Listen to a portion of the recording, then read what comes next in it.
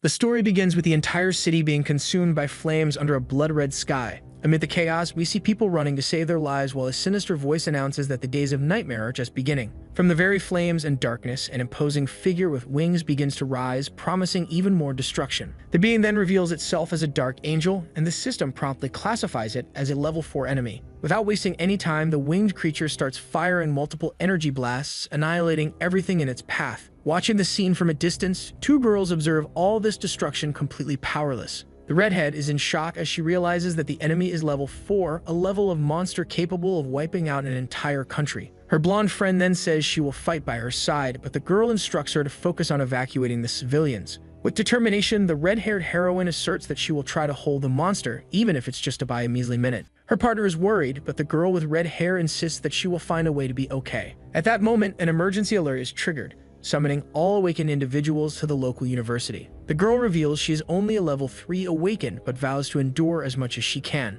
Meanwhile, the Dark Angel seems to prepare for a new attack, murmuring indecipherable words. The creature finally advances toward them, and the redhead screams desperately for her friend to run as fast as possible. Suddenly, a dark-haired man tells the redhead to get out of his way. The red-haired heroine is in shock as the man prepares his attack. Without giving any chance for reaction, the mysterious man annihilates the creature with a single devastating punch. As a result of the punch, the Dark Angel turns into a stone statue while the man poses victoriously in front of it. The duo of girls is shocked that the guy killed the monster with just one blow. With a smirk, he comments that it has been a long time since he last saw a human being. Soon after, he asks what year it is, leaving the red-haired girl completely confused. The girl, stammering, tries to ask who he is while the blonde girl seems nervous behind her. Then the mysterious guy asked darkly, and with fear, the redhead replied that it was October 6, 2024. The man looks visibly shocked by the answer, as in his perception only a year had passed. In his thoughts, he says he spent hundreds of years in hell, but here only a year had gone by.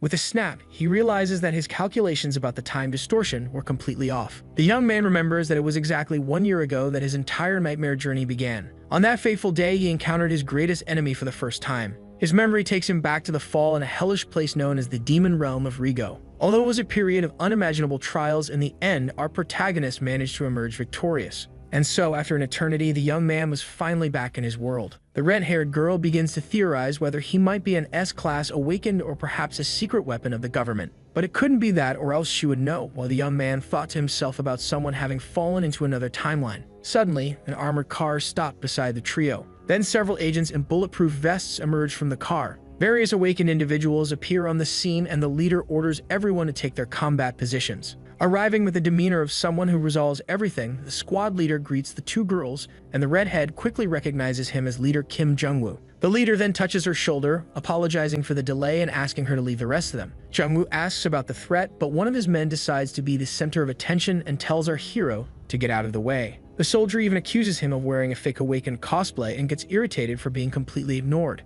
Noticing the danger, the red-haired girl asks the leader to rein in his crazy colleague. Ignoring all the commotion, our hero gives the man an ultimatum of 3 seconds. With his eyes glowing sinisterly, he asks the guy to give him a good reason to stay alive. Visibly nervous, the muscular man draws his dagger and prepares for combat. The red-haired girl desperately says that the dark-haired man had killed a level 4 enemy, leaving her leader surprised and nervous. In desperation, the muscular man thinks to himself that he must kill the other or else he will get hurt. The awakened one advances, shouting the name of his ability, Blade Storm, but is interrupted. Without the slightest difficulty, the dark-haired boy stops the attack with just one finger on the opponent's forehead. Then, with absurd strength, he throws the man to the ground, breaking everything around. Looking at the body lying on the ground, our protagonist coldly declares that the 3 seconds are up. The squad leader is paralyzed in shock and screams, asking what he thinks he is doing to his colleague. The mysterious figure, however, completely ignores him and says it is not the time to worry about him. Then, looking up, he warns that the portal is opening again. He also makes a point of adding that the power of all of them together will not be nearly enough to stop what is coming. The awakened ones around are shocked and terrified by this. The leader can hardly believe what he is seeing, completely paralyzed by fear. From the portal, a colossal monster emerges and is immediately identified as a level 6 enemy. Desperate leader Jungwoo contacts headquarters, warning that an enemy codenamed Red Horn has appeared. At the command center, an operator informs that this creature can eliminate more than 30 million people in a single day. Faced with the threat, the leader uses his powers and shouts for all the awakened in Korea to be summoned. Soon after, the group prepares for battle, aware that they need to buy time even if it costs their own lives. The man in glasses then shouts for the blonde girl to flee with the red-haired girl. While the team of awakened ones bravely advances against the monster, our hero and the blonde girl merely observe. The confused girl does not understand why the dark-haired boy is standing still, doing absolutely nothing. Because of this, she turns to him and questions why he is not helping his companions in battle. The boy simply stares at her with a cold smile and asks why the hell he should do that. The girl insists, arguing that this is also of his world and that he has more than enough power to protect it. He then asks her to give him one good reason to bother helping them. Continuing, he says that the weak always end badly and the strong survive, also stating that this is the law that the most powerful must follow. He adds that they must fight for their own lives if they have the capacity to do so. Otherwise, they will just be crushed by the stronger ones right at the moment the creature attacks another awakened one. Seeing all that destruction up close, the blonde girl is completely horrified by the scene. Ignoring the fight, he turns to her and asks where the MUF's office is. Our protagonist calls her useless and simply turns his back to leave. Celine gets angry and calls him crazy for worrying about that now. Then she tries to take her friend away, but the blonde girl refuses to leave. The young woman named Nori stands up and says that this is not how powerful people act. Then she pulls out her swords from the portals, saying that those with power must do something. She charges at the monster, shouting that the powerful must protect the weak. The boy is surprised to see the girl attack the giant beast with her blades. But her attack does not work and the girl is disarmed of one of her swords. With that, the monster opens its enormous mouth to devour the blonde girl in one go.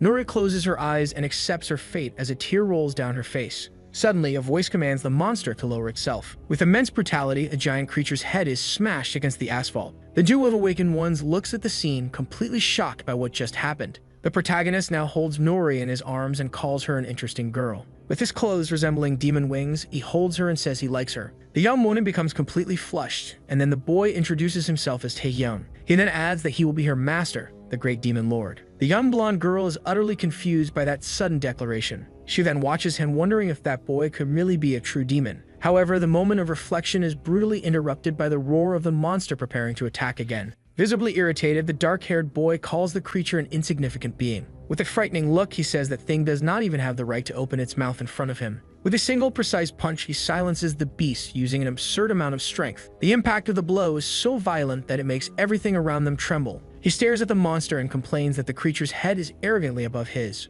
Creating a sphere of energy above the creature, he asks why it does not bow before him. Then the sphere crushes the monster's head against the ground. Watching the scene, the other awakened ones are completely paralyzed by the display of such power. He then looks at the defeated creature and says that now they are on the same level. After that, our protagonist extends his hand and a crystal begins to be extracted from the monster. The purple crystal flies toward him and he catches it with one of his hands. With a hint of disdain, our hero looks at the purple stone in his hand and comments that it is just that. In light of the scene, the squad leader is shocked and wonders if that could be a magical stone. Then the crystal disintegrates into particles of light while the young blonde stares at it, still processing everything. The girl stammers and asks if something happened to him. The demon lord turns to her and simply orders her to follow him, leaving the young woman confused. Completely awkward, she asks what he means by that, but the young man makes it clear that he will not repeat himself. He insists that she has no choice but to follow him, which terrifies the girl. At that moment, leader Jungwoo shouts desperately that he will not allow such a thing. He thanks for the help but asserts that Nori is one of them and cannot be taken by him.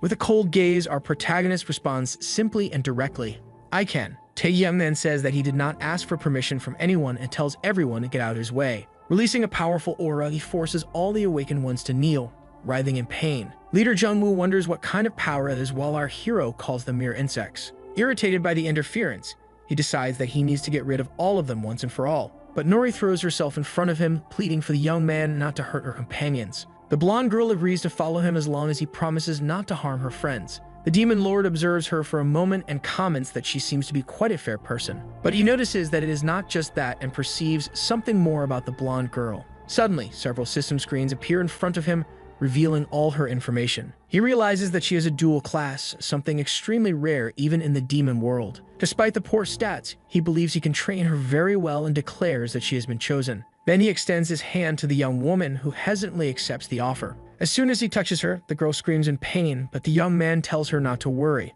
Holding her firmly, he explains that it is just a recording ritual and that it will not be bad for her. With that, a massive red energy rises to the heavens, creating a giant pillar of light. The other surviving awakened ones watch the scene from a distance. They look at the pillar of light and wonder what the hell just happened there. Moments later, the scene shows a young man with purple hair healing leader Jungwoo's wounds and the bodies of the defeated awakened ones. Serena was talking to the rescue team leader Sunho. He can hardly believe that a single awakened one defeated so many enemies and even took someone with him. The girl then replies that she herself can hardly believe it and reveals that the guy's name was Taehyung. She also mentions that the young man was looking for the NWS office, which visibly irritates leader Sungno. In light of the situation, Serena asks if they plan to go after him but warns that it would be impossible. She explains that no one there would stand a chance against a monster like that while the duo walks in the distance. As they approach a building, he asks if it is there and the nervous blonde girl confirms. In her thoughts, the young woman wonders if she should try to warn about her location. The girl considers sending the coordinates to her companions at that moment,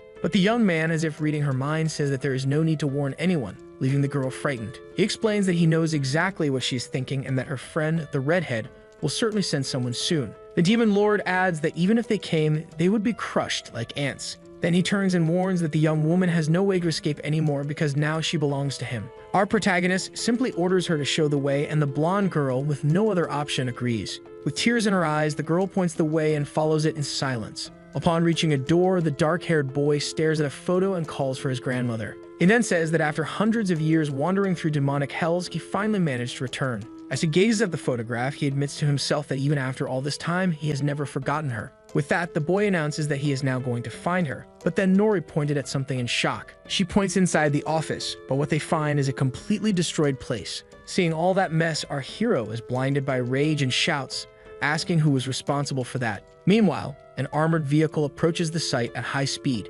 Inside, leader Sungno informs that he has researched information about someone named Taehyung. The records confirm that the office address and the name match, pointing to the same person. Then the girl with red hair reveals that the boy's full name is Bayanti Taehyung, letting out a laugh. Serena can't hold it in and bursts into laughter upon realizing that his name is, let's say, a ready-made joke. The purple-haired man then explains that according to the data, he is just a normal student and not an awakened one. Suddenly, leader Sungno remembers a recent conflict between the Dega Guild and the Ilsum. Desperate, he realizes that the situation is much more serious than he imagined. The team in the car realizes they need to hurry because something very bad is about to happen. Angrily, the demon lord asks what happened, but Nori becomes nervous. She explains that she doesn't know all the details, but that there was a major dispute between the awakened guilds. The young woman continues saying that they even tried to stop it, but several buildings ended up collapsing during the conflict. As a result, some people couldn't get out in time and ended up trapped in the rubble. The dark-haired boy falls to his knees amidst the debris, remembering his grandmother. He holds a photograph and calls for her with a look of deep sadness.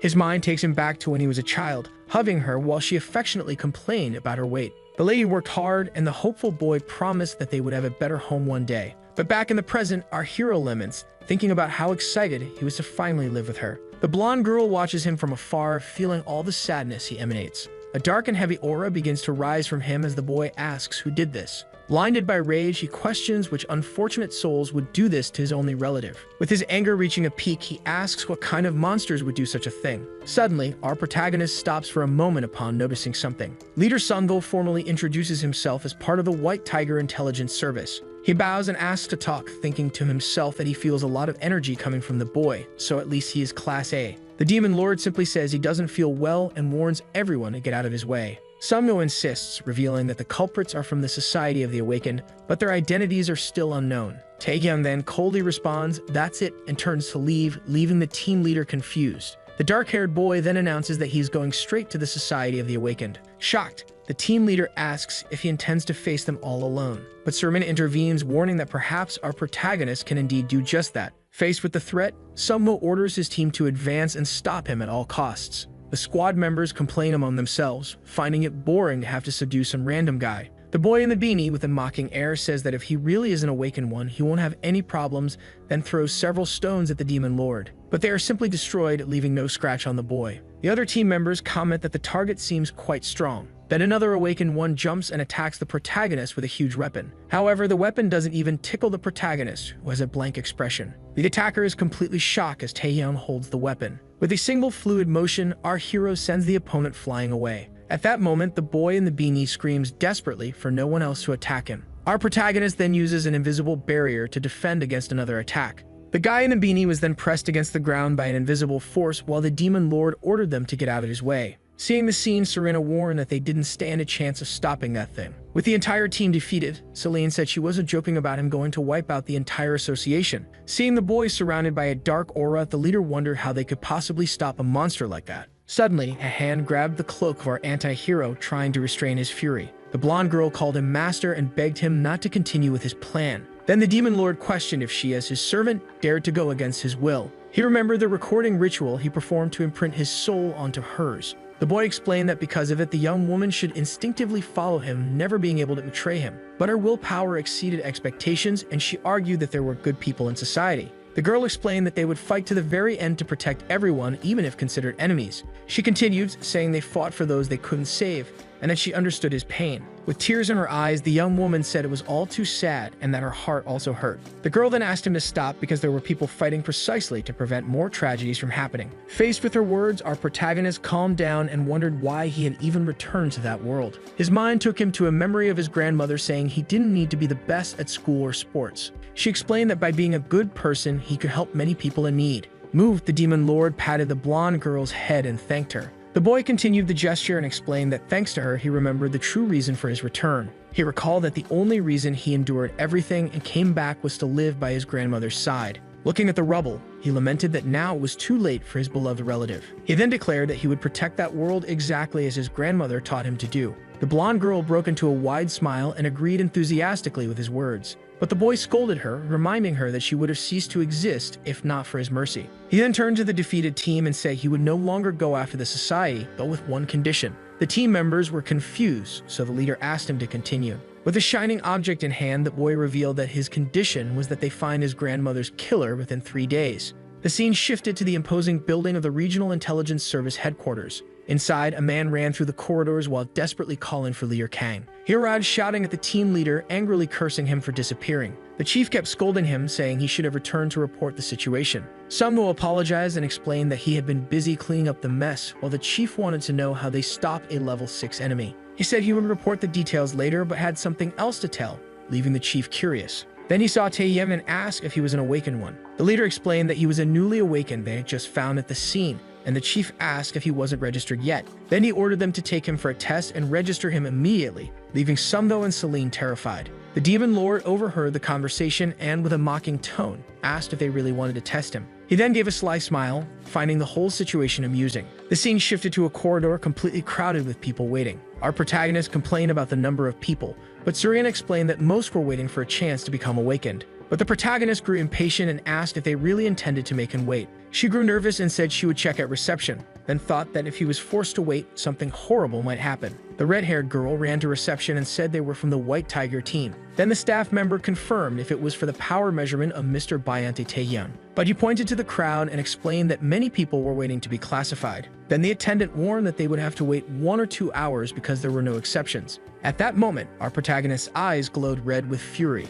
A dark aura surrounded him as he asked if they dared make him wait for useless people. The blonde girl noticed the rage and desperately begged her master to calm down. At this, a man in line got irritated and told her hero he needed to wait his turn. But the man was horrified as he felt the immense pressure coming from the demon lord. Looking at the crowd with disdain, the protagonist ordered everyone to get out of his way. At that moment, the receptionist freezes in fear of the terrifying situation. The demon lord states that measuring those insignificant beings is a waste of time while Nori assists a young man in shock. He then orders them to classify him right now if they have the courage to do so. With several people fallen, the chief complains that they sent the young man for a grading assessment, and this happened. Observing the scene, the chief laments the chaos as each awakened individual is very precious. The young blonde girl comments with a smile that they were lucky he only did that. She explains that her master was quite kind for not seriously hurting anyone. At this, the chief wonders who that guy is to cause such extreme reactions in everyone. The team leader then approaches and warns his superior to prepare himself. Now in a testing room, our hero approaches an evaluation sphere. An employee explains that since he is of the magical type, he needs to attack the object.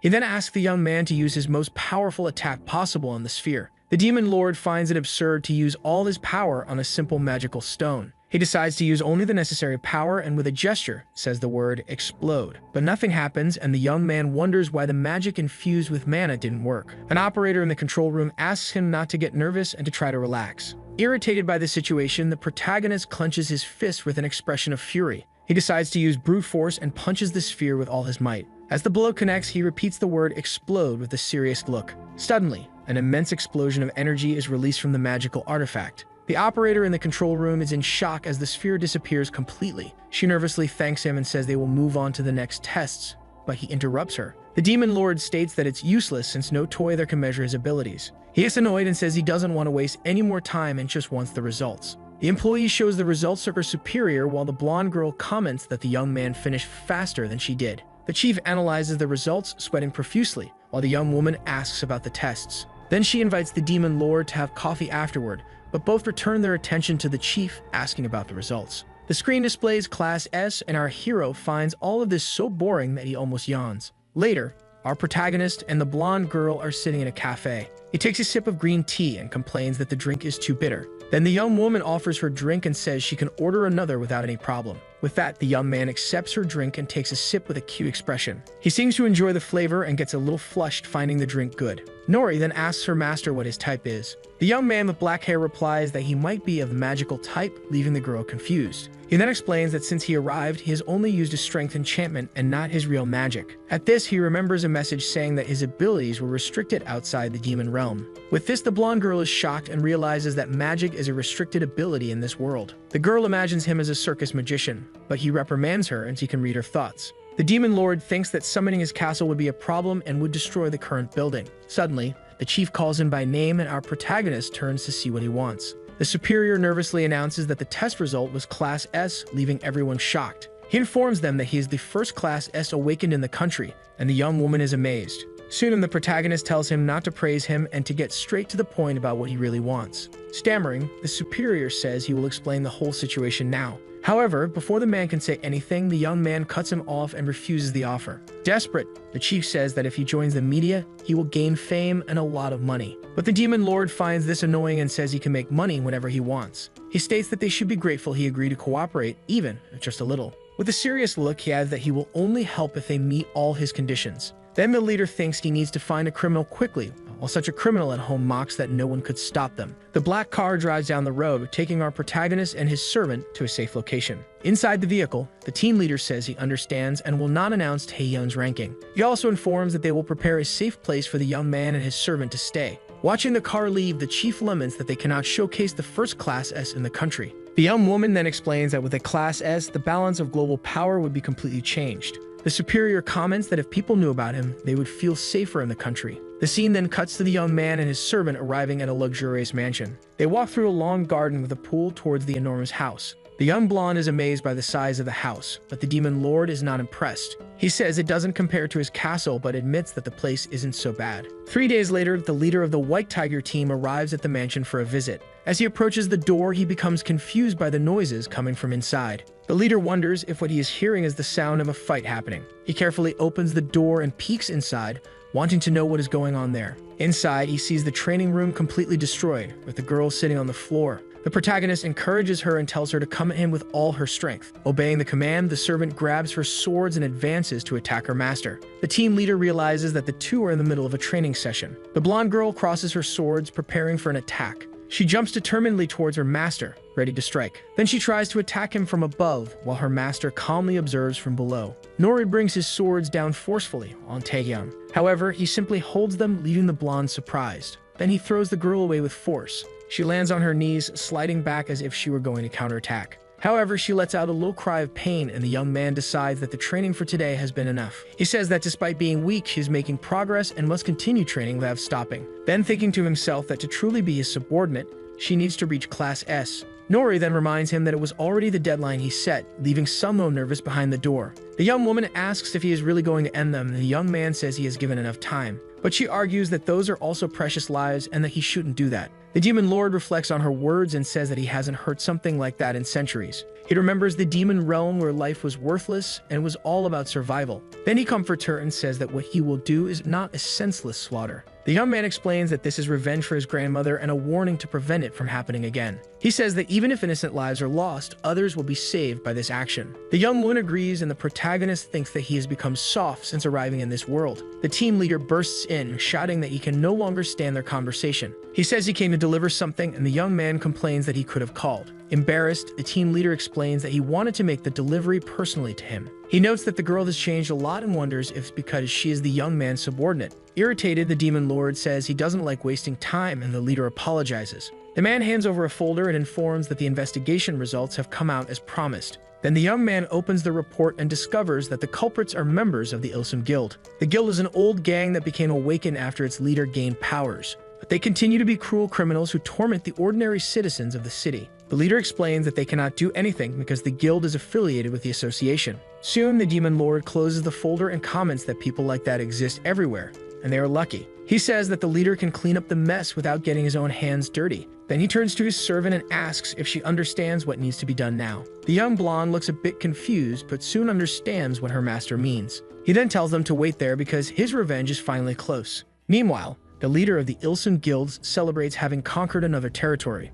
This is Kim Gilte, the leader and mocks the National Intelligence Service. Suddenly, the building is hit by a huge explosion coming from the sky. Inside, chaos ensues as the guards rush desperately to protect their leader. They quickly exit the building and the furious leader asks who dares to fight against them. In front of the Ilsum Guild building, the members look up at the sky, completely shocked. In the sky, a message of fire appears demanding that they pay for all their sins. With that, the guild members panic and wonder who did this. Frightened, they shout for their leader and point, saying there is something in the midst of the flames. Floating in the sky, the demon lord asks if they are the members of the Ilsum Guild. He then orders them to confess their sins and bow until they break into apologies. With a threatening look, he promises that only after that will he end them all without pain. The members of the Ilsum Guild are completely shocked and terrified by what they have seen. The leader pointed at the demon lord, saying that he was the one who did this, then declaring that he and his guild would kill him for it. Thinking it is his chance to rise in rank within the guild, the man charges to attack. The guild member shouts insults as the demon lord leaps down from above. He looked at everyone with disdain as he fell. Taegyeon landed powerfully on the ground, asserting that this was the guild's last chance, before he stopped showing mercy to them. Frightened, the criminals wonder what kind of person this is in front of them. One of the more cowardly members decides to flee and screams that he is out of this madness. However, the demon lord asks who said that fleeing was an option for them, then throwing a metal beam that pierces the fugitive. The leader was paralyzed by the brutal way one of his members was killed. Soon, the demon lord says that they could have had a quick end but lacked the courage. Gilte was left speechless, terrified by the monstrous aura of the protagonist. With that, he flees, telling his partners to fight in his place. The dark-haired boy mocks the leader's attitude and talks about how a cowardly leader behaves. He watches the man run and comments on the cowardice of abandoning his subordinates. The boy thinks that this world is no better than the demonic one and explodes everything with his power. The scene shows the aftermath of the attack with the ground and walls completely marked. Inside a room, security measures are activated, closing the windows and locking the doors. The man says that the room is made of magical gems and that normal attacks do not work there. At this, the leader gets angry, thinking this is revenge for a job poorly done. His henchman asks how many men they have and also says he sent everyone away.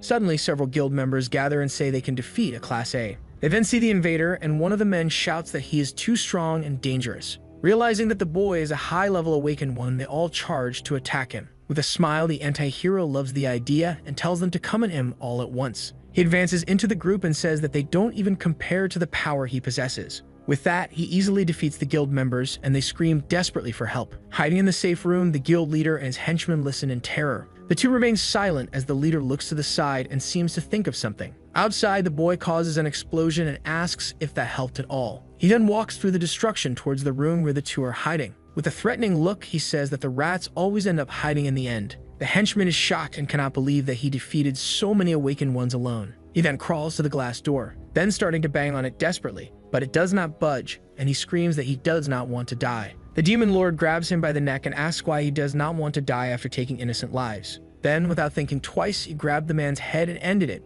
Seeing the scene, the guild leader trembles in fear and calls the boy a monster. The invader coldly responds that his only goal is the total destruction of the guild. He then stares at the leader and asks for a reason not to end his life right there. The man tries to lie, saying it was self-defense, but the boy knows he is lying. He exposes the lie and says that they were the ones who attacked first without giving a chance. The guild leader is shocked that he knows the truth and wonders if the boy is joking. Then he tells himself that he is the leader of the guild and that he would end the protagonist even if it cost him his arm, then charging at him. He aimed a precise punch at the boy's face, but nothing happened. The leader gets angry when he sees that his punch had no effect. With shining eyes, Taehyung says he would give the man a minute to keep trying. The leader loses his patience and shouts that this was the last straw for him to endure. He threw punch after punch, but they all seemed to hit an invisible barrier protecting the demon lord. The boy looked at him with boredom and thought he couldn't lose to trash like that. Then, remembering that the only reason he had returned to this world was his grandmother, the leader prepared another punch, saying that it would hurt, but suddenly his arm was severed from his body. The demon lord stood still while the chief screamed in pain, claiming that not even a minute had passed.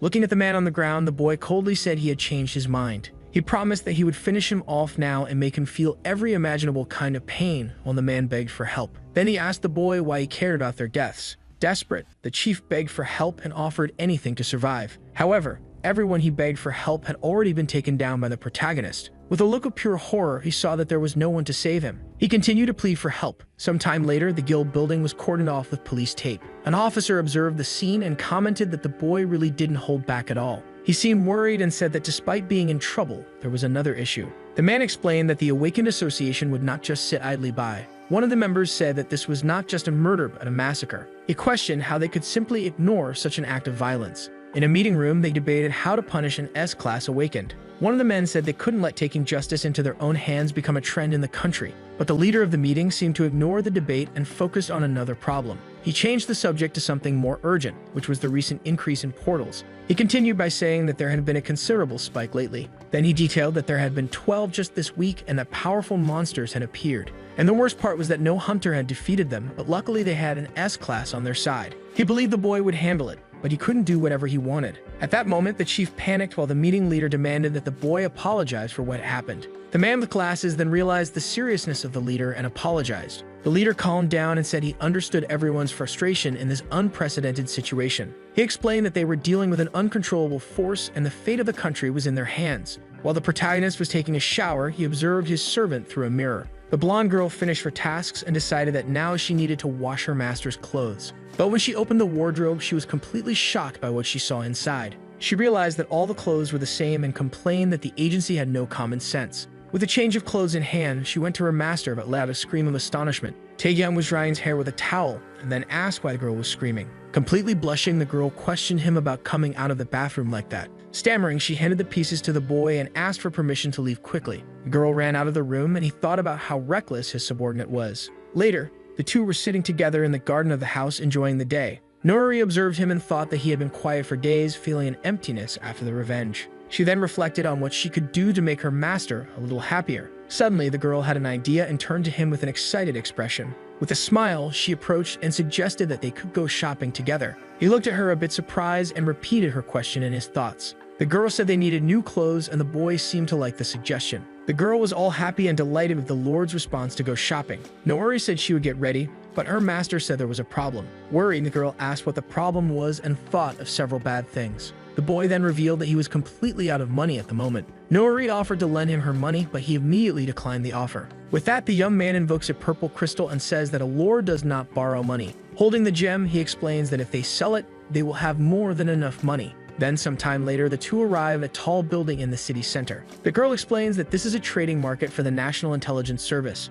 She continues by saying that not only agents but also awakened individuals negotiate there. As they approach, a smiling attendant greets them and asks what they want to sell. The woman explains that she needs to see the merchandise first to assess its value. But upon seeing the purple crystal, the attendant is completely shocked and speechless. She then nervously asks them to wait a moment while she makes a call. The woman calls Mr. Park and informs him that someone wants to sell a rare gem. She excitedly states that the size of the gem is abnormal. Moments later, the man is talking with the young man and his servant in his office. The man then introduces himself as Park Sunho from the sales division and welcomes them. He wonders what a National Intelligence Service agent is doing there with that man. With that, our protagonist throws the enormous purple crystal onto the table in front of the man. Park Sunho is astonished and cannot believe the size of it, questioning the gem's level. The protagonist then asks what their offer is while the man continues to stare at the crystal and the young man in shock. Sunho apologizes and says that buying a stone of that size requires a national budget. Impatient, the young man takes the crystal back with a look of disdain on his face. He then uses his power to break the giant gem into several smaller pieces. The sales division man looks surprised as the young man asks if that is enough. Park wonders how someone can break magical stones and notes that the piece is worth billions. He says he can buy it, but that it will take some time to gather the funds for payment. The hero feels disappointed and says that the largest trading market in the country does not have money for this. Nori then intervenes and asks if they can at least pay a portion up front. The man says that the situation is unprecedented, and the girl reminds him that they can profit greatly from the stones. With that, she makes a proposal and says that if he pays 1 billion, they will accept it immediately. Meanwhile, the young man stares at the man and wonders how she dares to negotiate like that. Under pressure, Park accepts the offer and thinks that the young man in front of him is a wild beast. Shortly after, the transfer of 1 billion wons is completed and the money lands in Tang Yang's account. With the payment confirmed, Nori smiles excitedly and says that now they can go shopping. Walking down the street, the girl suggests checking out the master's clothes first, praising her for the bargain. But in the office, the agency man is furious and wonders how those worms dared to do that. He cannot believe they took advantage of him, someone who considers himself part of the elite. Filled with rage, the man grabs his phone and promises to show the true power of money. He then makes a call and says that he has some scoundrels he wants to deal with. Far away, our protagonist and his subordinate enjoy their shopping day happily, when suddenly the sky turned purple and various lightning bolts appeared. Suddenly, his sinister purple energy surged in the city's sky, catching everyone's attention. The girl is super excited looking at the fancy clothing stores in the city. With that, she points to one of the stores and calls her master to go there with her. But the young man tells her to buy something first since he doesn't need anything. The girl immediately denies it and says that today is exclusively for taking care of his clothes. Then the young woman takes her master's arm and invites him to enter the store. She drags him inside, saying that today he will dress well. The young man just watches her in silence, seeming a bit surprised by her attitude. He thought to himself that the more he pays attention to her, the more impressed he becomes. Tae-kyung looked at Nori's hand holding his fingers. He then continues to reflect that the more he observes her, the more peculiar she seems. The two then arrive at a luxury clothing store called Moral to start shopping. Right at the entrance, a well-dressed employee greets them with a bow.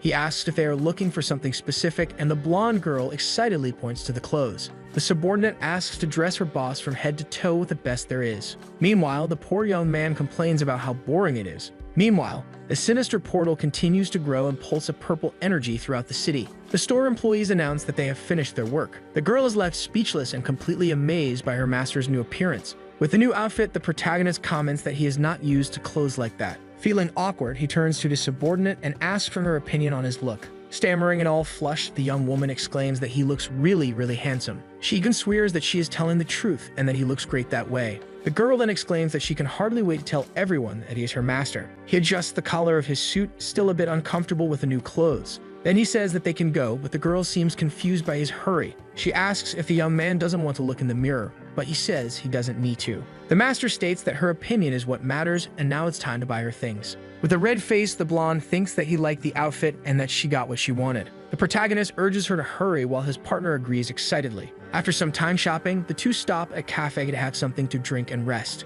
With a smile on her face, the girl holds the shopping bags, happy with the result. Suddenly, the young woman's eyes widen as she notices something strange in the city's sky. She looks up, startled by what has just appeared right above them. The duo stares at the enormous purple portal that has suddenly materialized over the city. All the people on the street stop what they are doing to observe the frightening phenomenon. The blonde asks what that is, and her boss confirms that a gate has just opened. But the young man comments that it is a type of portal he has never seen before. Inside the portal, a bizarre red creature begins to slowly emerge. A giant, terrifying eye watches the city from within the dimensional rift. The girl panics and says that a gate violation without warning is terrible. With a pale face from fear, she realizes that this is a completely unknown portal. She explains that portals like this bring disasters or very powerful enemies. Then, remembering a frightening creature from one of those unknown portals, the girl looked down as the protagonist began to speak. Meanwhile, the people on the street continue to look at the sky in complete despair. Then the young man says that this creature will be stronger than any enemy he has ever faced. The red monster continues to slowly emerge from the purple portal in the middle of the city.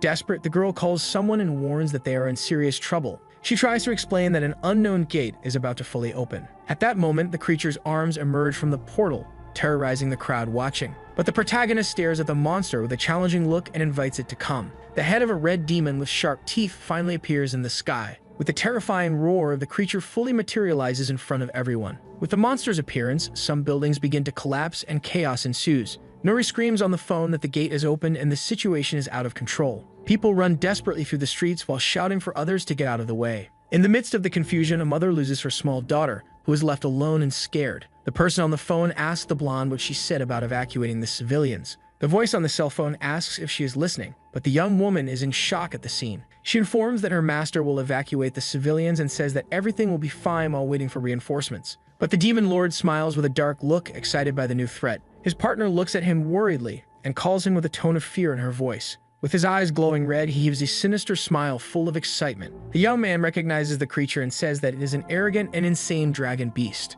He remembers a fight in the demon realm where he ripped one of their throats out. Looking at the portal, he thinks that the time has finally come to fight someone worthy. A magic circle appears and he celebrates the chance to fight with everything against a strong enemy. Desperate, the girl screams her master's name, trying to get his attention. With her plea, the young man stops invoking his powers in shock. He then turns to his subordinate. With tears in her eyes, the girl pleads for her master to help her with the evacuation. He looked at the blonde girl, shocked as she pleaded again. Meanwhile, the little girl continues lost and crying in the middle of the destroyed street. The protagonist then looks down and sees ants walking near his feet. The protagonist recalled in his mind as he asserted that the world was too weak while opening a door. With the doorknob turning to ashes, he says that nothing in this place could handle his power. Then seeing his partner, he also says that even the monsters here were no match. He looked at the young blonde in front of him, but when he tried to touch her, she shattered like a mirror as he stated that not even people could handle his powers. He continued to say how fragile that world was. He saw it as a sandcastle full of ants. Back in the present, people run desperately, while he remains standing in the middle of the chaos.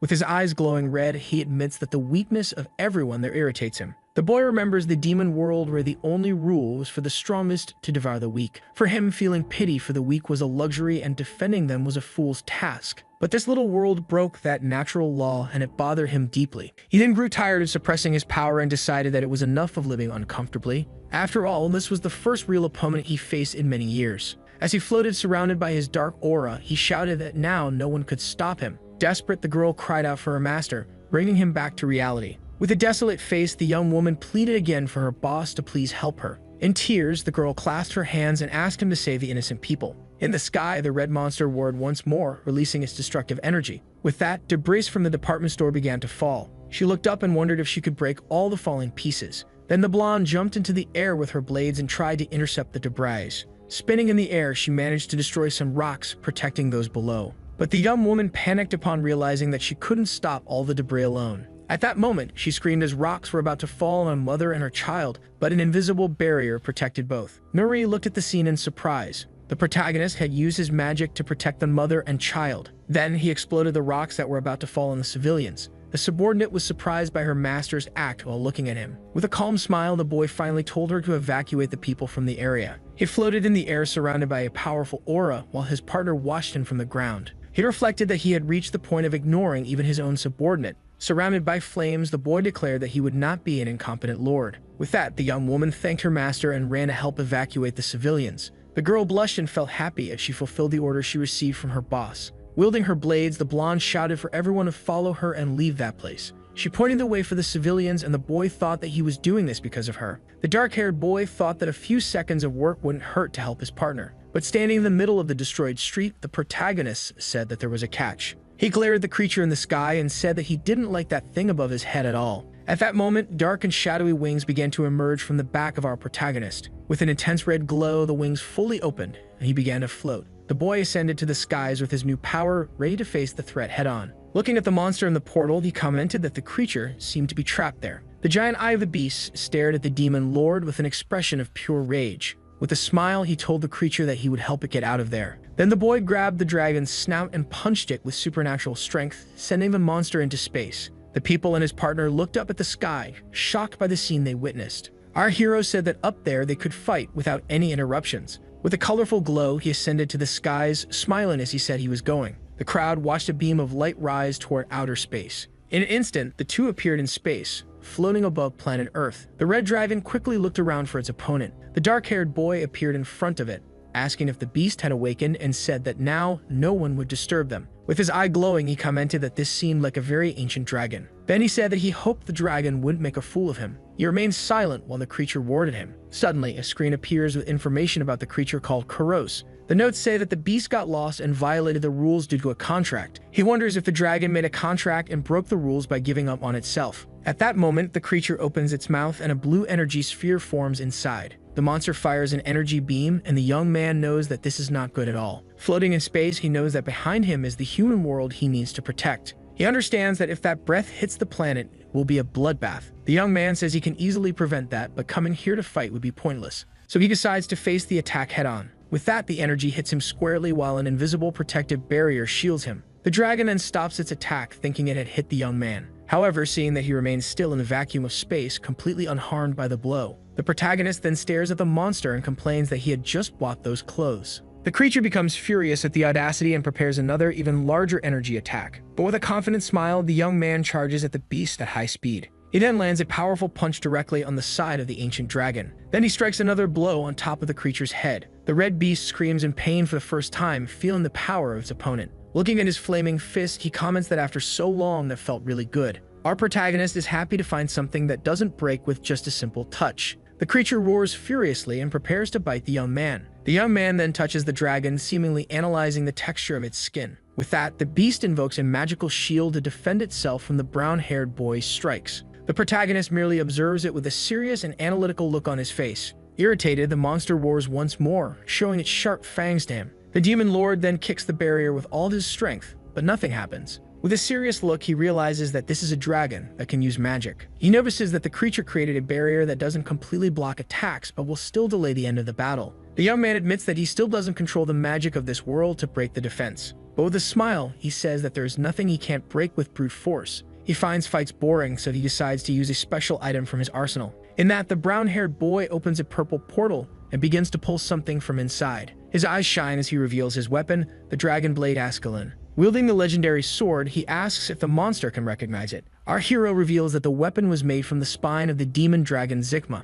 The monster snorts upon hearing about the origin of that legendary sword. As he tells the dragon that this weapon is the worst it could face, the dragon breathes his blue fire in the direction of the young man. He then asks if the creature would like to test its power. With a single strike, the young man cuts the energy beam in half effortlessly. Holding the blade, he comments with a smile that its power is very good. Furious, the creature charges once more to try to devour its opponent. But the brown-haired boy is faster and escapes the monster's mouth. Then he readies the blade, pointing it at his opponent's chest. With a precise strike, he plunges the sword into the creature, which flew backward from the impact. With a smile, the young man warns that with this, it will no longer be able to use magical tricks. He remained in an attack position while observing his sword in the enemy's chest. Our protagonist says that now it's his turn and throws a right hook at the dragon. With the power of the young man's blow, the creature is sent flying far away. Meanwhile, in a space station, two people are working, when suddenly, the dragon passed in front of the window, leaving them shocked. The creature clings to the structure with all its strength. With a smile,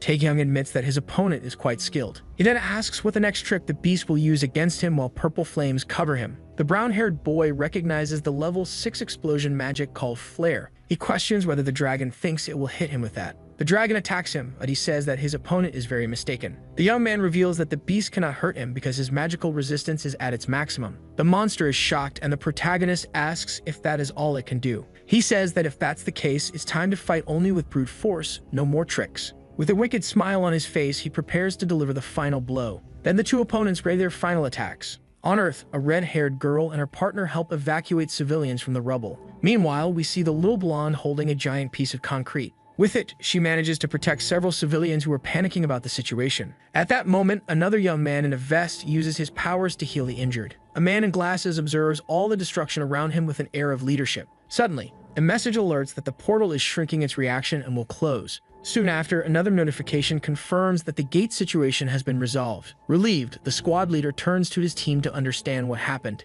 He then questions the little blonde about the whereabouts of her master and the enemy. The girl looks up and points to the sky, saying that both of them ascended. The man in glasses is completely confused by the answer and points up as well. He puts his hand on his head, trying to process that absurd information. Then someone loudly questions if such a thing could really be possible. The B-class hunter named Chun Wooman questions whether it was possible for the enemy to have simply disappeared into the sky. He yells at the girl, thinking it's a lie, but she insists that it's the truth. The bespectacled leader tries to calm Chun Wooman, saying that everyone is in shock, but the association hunter shouts that he is not there to clean up their mess. At that moment, a powerful voice interrupts the discussion and commands everyone to stop. The leader of the White Tiger appears and reprimands Chun Wooman for his behavior. He threatens to file a formal complaint, and the association hunter glares at him with disdain. He continues to ask if the other thinks that all awakened ones have the same power, while Nori looked at the sky. Suddenly, everyone looks up, frightened by meteors falling on the city. People panic upon seeing the fireballs coming in their direction. Someone shouts for everyone to run and seek shelter immediately from the threat. However, the meteor grows wings and stops falling for a moment. But then it crashes to the ground with force, creating an explosion. The shockwave from the explosion violently throws several people away. The agents are also hit, and the girl protects her face with her arm. The little blonde is surprised for a moment, but soon opens a relieved smile at what she saw. Amid the flames, our hero emerges without a scratch. With a radiant smile, the blonde girl starts calling for her master. Our hero then comments that next time he should come down more slowly, while the girl shouted for him. The association hunter is shocked by the appearance and wonders what that is. The young girl runs to her master while the other man questions the enemy. Then, looking at the young man, the man wonders who he was. At that moment, the squad leader praises our hero's performance, saying he did a good job. But he says they need to talk and summons a magical subordinate. He then orders his invocation, Uriel, not to let any sound escape the area. With that, a blue energy barrier forms around them, isolating the location. The young man then realizes that the leader's subordinate is a being from the realm of fantasy. Samuel explains that because of the hero's ability, the situation has become more complicated. The leader reveals that due to the performance of the dark-haired man, everyone now knows of his power. He says that the world will know that a Korean Awakened one defeated a level 7 enemy. The man continues to talk about politics, but the protagonist cuts him off and tells him to stop. He says he hates wasting time more than rudeness and asks to get straight to the point. The blue-haired agent reveals that they might need to expose the existence of the dark-haired man. The young blonde looks at her master, worried about what might happen now. Meanwhile, outside the barrier, people take photos and comment on his feat. Our hero thinks to himself that in this world of ants, this was inevitable. The squad leader is frustrated because he knows it's impossible to persuade that monster. But to the surprise of the man in the suit, the protagonist simply agrees with the idea. With his arms crossed, he says that the government can reveal whatever it wants about him. The blue-haired man asks if he is sure, and the hero tells him not to make him repeat himself. However, the young man warns with a serious look that he doesn't want any kind of trouble. Then he raises his hand and fires a pink energy pillar that shoots up to the sky. With a smile and shining eyes, the dark-haired man says that should be enough. The two men are shocked, and he reveals that this is compensation for everything. Before everyone's eyes, a giant purple mana crystal appears floating in the air. Far away in another country, a man desperately calls for someone named Mr. Anderson. Mr. Anderson, who is a blonde man, reads a report attentively in his hands. A panting soldier approaches Mr. Anderson and informs him that the operation has been cancelled. The blonde man asks why, and the soldier says that a level 7 enemy has been defeated. The soldier continues his report, looking at a tablet with the most shocking information. He reveals that the one who defeated the beast was the new class S Awakened from Korea. Chun Moomin is shocked, wondering what kind of guy that was. He says that the hero fell with the monster's head and took a mana stone from there. Then it is stated in the narration that humans have two reactions when they see something they cannot understand. The first reaction is simply to accept what they saw, but the second is to deny everything. With a mocking smile on his face, the association hunter chooses the second option. He points to the group and starts shouting that all of this cannot be real. The man says that they almost fooled him, and that it is all just special effects. At this, the blue-haired agent tries to calm the situation, but the other refuses to listen. The squad leader says he knows it's hard to believe, but this is the purest truth. Then he reveals that the person in front of them is the new class S Awakened of the nation. Then he looks at the young man, still not believing it. Furious, the hunter pushes the agent and shouts that the young man being class S is a joke. He accuses the intelligence service of fabricating an awakened to intimidate the guild. The man shouts that no one would believe the story of a monster dead in the sky. With that, the young blonde gets furious and screams that her master is not a fraud. The blonde says that without her master, Sewell would be destroyed and that the man should be grateful. But the rude hunter points at the young woman and yells at her for interrupting the conversation. He turns to the protagonist and criticizes the agency for not teaching respect to its servants. With that, our hero says that the man's shouts sound like a mosquito bite to him. His subordinate looks at him, surprised by her master's protective attitude. Then the dark-haired man releases his aura and questions how the man dares to be rude to his servant. With his eyes glowing red, he says he is not generous enough to ignore this. The man began to tremble in fear, while the young man said that this was a warning. He tells the frightened hunter to never speak ill of him or his subordinates again. Otherwise, the man will face the most painful end he can imagine. The hunter feels small in the presence of the demon lord. He fell to the ground, terrified, while the young man turned his back and walked away with a bored look. He warns his servant to leave, leaving her surprised. The young woman responds that yes and follows her master, who is already walking away. The blue-haired agent merely observes the scene while the other man cried in fear on the ground. With his hand on his head, the suited agent says he cannot imagine the outcome of all this. Then an official announcement informs that Mr. Taehyun Byontae is the first class S of Korea. In a press conference, a man announces that he resolved the gate incident. Back at the office, the agent informs that the official announcement of his status has been made. He smiles and says that ironically, the situation will not generate any problems. At this, the young blonde explains that her master is one of the 9 class S Awakened in the world. She continues by saying that now no organization in the country would dare to challenge him. Then the squad leader, looking at his tablet, explains that this was their biggest concern. He explains that without high-level heroes, Korea was at the mercy of other nations. Japan and the United States tried to interfere, but the protagonist resolved everything on his own. However, the agent warns that other countries will not remain idle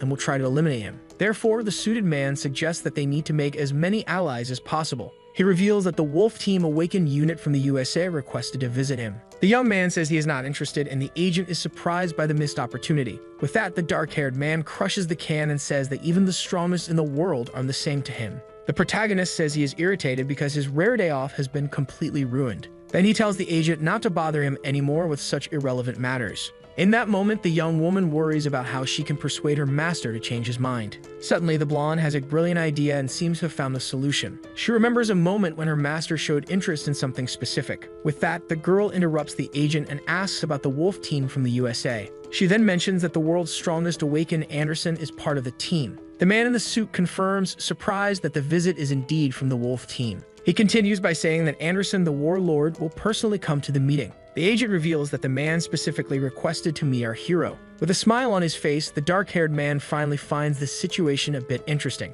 The blonde smiles because she knows that the only thing that excites her master is a strong opponent. Then the protagonist changes his mind and says he will meet the mysterious man. At a landing strip, a private jet arrives bringing someone worth his time. From the aircraft, two men in suits descend, and one of them comments on the grand reception. One of the men warns the other not to get too excited and not to cause trouble this time. Anderson agrees with the man's statement and says they are visiting an ally, so they should behave. However, he reminds them that everyone there already knows one thing. The Pentagon has set certain objectives for their team on that important mission. With that, he asks everyone to keep this in mind and to control themselves for now. The strong man punches his own hand while agreeing with the young man. With the special team Wolf Team gathered, the blonde thinks that when the time is right, they will do as they please. Already inside the plane, one of the agents reaffirms to his colleague that they are not there to play around. He then explains that the Pentagon has given them two missions, and the first is to recruit the new Class S. With that, he pauses with a serious look and begins to talk about the second part of the plan. And the second part of the plan is nothing less than testing the strength of the new hero from Korea.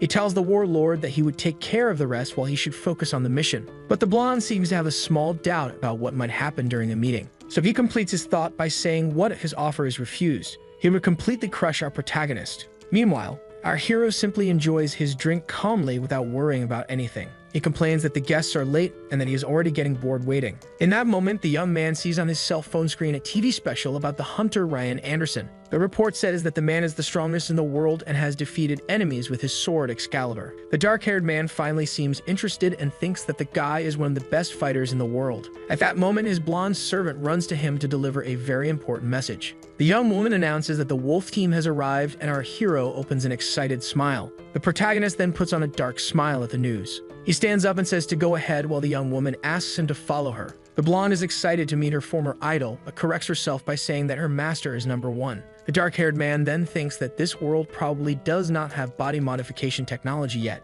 He remembers a surgery he underwent in the demon realm, and that is why he is no longer a pure human. The young man faced many strong beings there, but none of them were real humans. His servant guides him through the door, and the hero thinks he is curious about something specific. He gives the girl a pat on the head while thinking about how strong she is. On the other side of the door, the Wolf Team waits, and the warlord observes the young man approaching. The dark-haired man walks calmly toward the two men waiting for him near a large window. With shining eyes, the two stare at each other, and our hero completes his thought about how strong a pure human could be. At that moment, the suited agent approaches and greets the protagonist, saying it's good that he has arrived. He extends his hand and introduces himself as John Homan, the director of the National Intelligence Service. Our hero simply stares at the man's outstretched hand without showing any reaction or courtesy. With a cold look, the young man simply ignores the handshake, leaving the director in a rather awkward situation. Meanwhile, the members of the American team just watch the scene with looks of disdain and interest. Nuri tries to apologize for her master's behavior, but the man says he already understands him. The man in the suit smiles and says he understands because the young man seems more interested in someone else.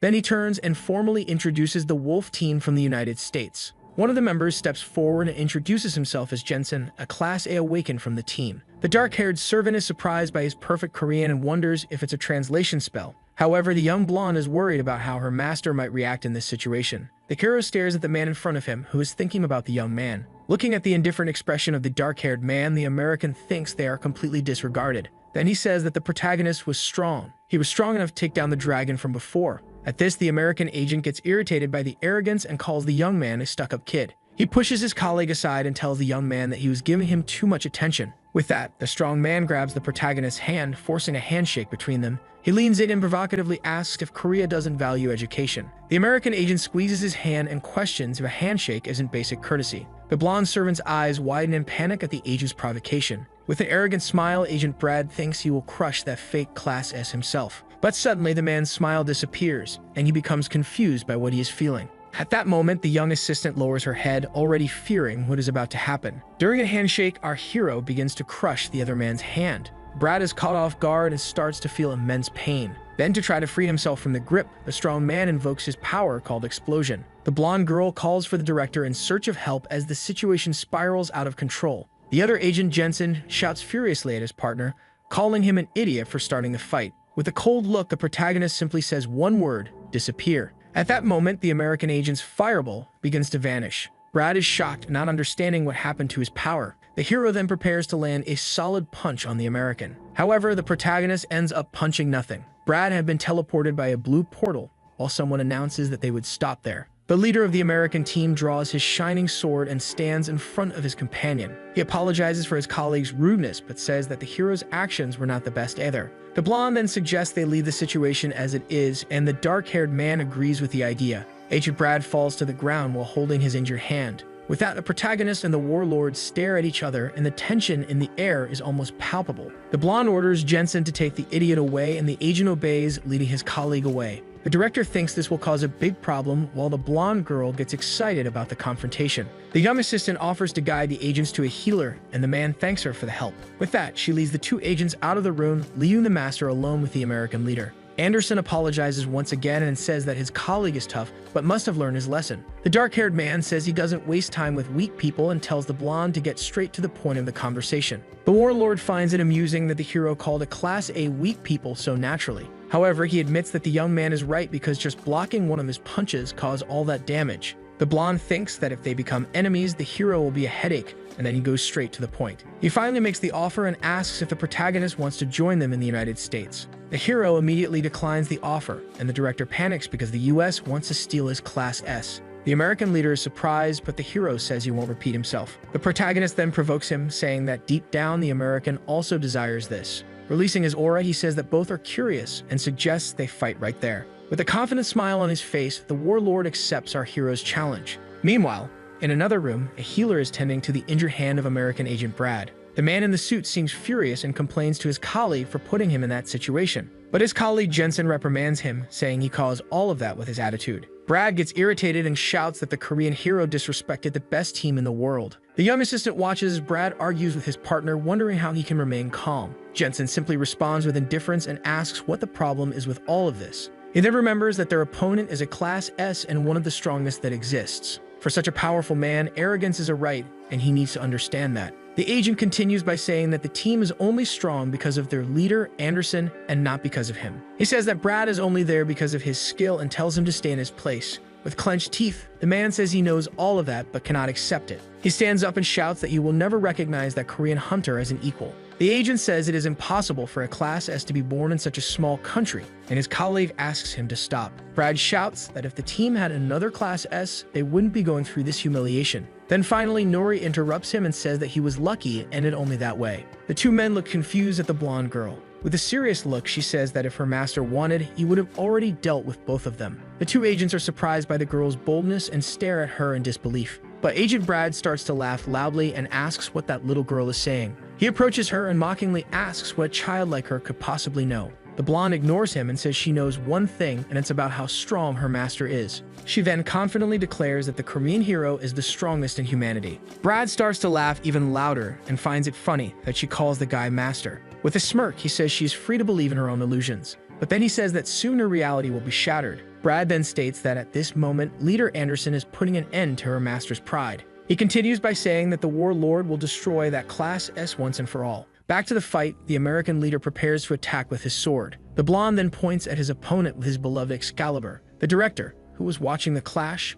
wonders how this had happened. He observes the fight from a control room on screens that show a shipment. He wonders if the fight was arranged on purpose to test American firepower. The man remembers that even though it is a duel, it is still a battle between two Class S. So the director just hopes the building doesn't collapse after the fight finally ends. Back to the confrontation, the warlord stands still for a moment with a confused expression. He then asks the protagonist if he doesn't need a weapon. Then the dark-haired one replies that it would be foolish to fight bare-handed against someone like him. The system analyzes the opponent's abilities and shows that he has level 3 celestial swordsmanship. With that, the dark-haired one suggests it would be better if both used swords in that fight. He thinks that his own swordsmanship is level 8 and wonders which weapon he should choose. At that moment, an arsenal of magical swords appears floating around our hero. The young man remembers a special blade he received from the Demon King as a symbol of loyalty. The purple energy around him intensifies as he decides which weapon to use in the fight. The American is shocked and realizes that the young man opened a portal using a magic system. With a confident smile, the hero says that his opponent has made him wait far too long. The hero chooses an imposing blade and says it is worthy of his opponent and is called the Blade of Thunder. The warlord smiles confidently and thanks the young man for praising his sword, Excalibur. The blonde admits that he thought he was a fighter, but it seems the young man has a talent for swords. With a smile, the young man reveals he is a mage but tells his opponent not to worry about that. He then states that he will fight using only his swordsmanship and nothing else. At this, the American leader gets irritated and thinks the young man's words are full of arrogance. Without wasting any more time, the US hunter prepares with his weapon in hand. He shouts that he will make the dark-haired one regret everything he said as he charges at the protagonist. The blonde's blade creates a giant wave of energy that advances, destroying everything in its path, but the young man dodges with a leap. In the control room, the director is shocked and shouts that this is just the power of his sword. The attack causes immense destruction at the site, and the director worries about the damage. He thinks that with such power, a level 7 enemy would be defeated instantly, and this is the best technique. However, floating unharmed was the Demon Lord, who then praises the warlord's attack. The blonde is incredulous to see that the young man managed to dodge his deadly attack, realizing that he dodged effortlessly as no debris hit him during the strike. The American leader becomes furious and tells himself that he will wipe that smile off the young man's face. Without hesitation, the warlord charges again with a series of quick attacks. But our hero seems to be enjoying the fight and praises his opponent's determination. He then prepares his own sword and says it's time to take things to another level. At that moment, the American hunter feels a dangerous energy coming from the protagonist. With a swift movement, the dark-haired man lunges at the blonde, leaving a red trail in the air. The warlord is thrown forcefully against the ground and screams in pain from the impact. The blow is so strong that the American hunter is injured and the situation looks very grim. Our hero stares at him and thinks that Anderson is the strongest of humanity and cannot give up. He then hopes that the fight doesn't end there and that the blonde will get up to continue the battle. On the ground, the warlord is impressed and thinks about how strong his opponent really is. Then he remembers an enemy he faced in the past known as the Bone Collector. In a flashback, we see the American hunter fighting against a giant, terrifying creature. The monster was level 5 and had bones so strong that the battle was extremely bloody. It was after defeating the beast that he became a Class S and forged his sword Excalibur. Back in the present, the American leader declares that his blade is indestructible. He thinks that as the wielder of such a powerful weapon, he too cannot be broken. With that, the blonde picks up his sword from the ground. Our hero watches everything with a smile and says that it's very good to see. The warlord acknowledges the strength of the dark-haired man and says that from now on, everything will be different. He declares that he will fight with the intent to kill, and the protagonist responds that he is looking forward to it. Meanwhile, in the control room, the director panics and shouts for them not to do that. The American leader then invokes his power Massacre. Then his weapon begins to shine intensely as he wields it. The young man feels the powerful vibration coming from the blonde and finds it all very interesting. The American hunter thinks that his ability does not only cause the vibration of the blade. Then he delivers a devastating blow that creates an explosion of white energy at the site. Without giving the hero time to react, the blonde charges with impressive speed. But the dark-haired man smiles and thinks that this is great and that he needs even more power. With a confident smile, he asks his opponent to show all his abilities. In the control room, the director despairs and says that this no longer seems like a duel, then thinks that if someone gets seriously hurt, it will become an international incident. He shouts that they must stop the two young men. Then the chief and the red-haired girl agree. But the man with glasses explains that both are Class S and that only one can stop the other at this level. With that, the director is despondent and says they can only hope that everything ends well. Celine says she thinks the Korean hero will be fine in the end. She explains that he knows he needs to consider the environment and won't destroy the place. But at that moment, a gigantic explosion occurs near the control room. The red-haired woman feels embarrassed and thinks that she might have been wrong about him. The other man thinks that the young man has been protecting Korea, so it's a fair assumption. The red-haired girl says that her real concern is for the American leader. Back in the fight, the warlord seems scared of something. The protagonist creates a red arc of light with his sword. Our hero observes the destruction, and the director fears that the entire building might collapse. The dark-haired man thinks he wants to see his opponent's full power, but the building won't hold up. In that, the American hunter tells himself that he is the strongest of humanity and no one surpasses him. He says that the young man is not an exception and charges to stab him. The protagonist says that his rival is too focused on the battle and would love to fight more. But he also realizes that the weaker beings in the building are in danger because of this, so he appears on the other side of his opponent. Startled by his appearance, he swung his sword to strike the dark-haired man. However, Taehyung calmly and seriously holds his sword. With a grim look, he asserts that this is not the right place to continue the fight. The two fighters glare at each other again, and the tension in the air is almost unbearable. The American leader sensed the frightening aura of his opponent, which left him scared. At that moment, the warlord realizes he is in mortal danger and becomes alert. The protagonist's red energy rapidly advances toward the warlord. The blonde questions whether he truly felt fear because of that blow from his opponent. He cannot believe that Anderson, the strongest man in the world, felt fear during the fight. Angrily, the American hunter shouts that there is no way that can be true and refuses to accept it. With that, he charges forward with a powerful wind attack aimed at our hero. However, the dark-haired man easily stops the blow using his purple and mysterious energy. The US leader is completely shocked and wonders what just happened. Then suddenly, his hand gets trapped inside a black hole. He screams in pain, not understanding what is happening. Our hero then says that arrogance is a privilege only for the strongest. He calls the blonde a weak man who arrogantly proclaims himself the protector of the world. The protagonist adds that his rival cannot even protect himself. With that, the American hunter is slammed hard against the concrete floor. In the control room, everyone is desperate about what just happened. The hero stands over the fallen body of the warlord, who has finally been defeated. With a victorious smile, the protagonist reveals that the name of that move is back smash. Far from there, the vibration of the fight is felt, and people on the street look at the building in fear. In another location, a man in a suit and a blonde girl also feel the tremor and become alert. The man smiles at the situation and tells the girl that the battle has finally begun. He then taunts the young woman, telling her to say goodbye because her master is going to get beaten by Anderson. With an air of superiority, he continues saying that the boy is on his knees begging for his life. But the girl becomes furious and says she cannot stand by listening to insults about her master. The suited man is shocked by her energy, while his colleague merely observes in surprise. Jensen analyzes the girl and thinks she seems strong, but only a class B. The man in the suit shouts, asking if the young woman wants to fight, and his colleague finds it interesting. The girl responds that yes, believing it is her right to maintain a dominant attitude in this situation. At that moment, she remembers when her master advised her to always be strong and imposing. He told her not to underestimate her opponents, but also to never back down from a fight. Back in the present, the blonde summons a huge sword and says that the man will regret it.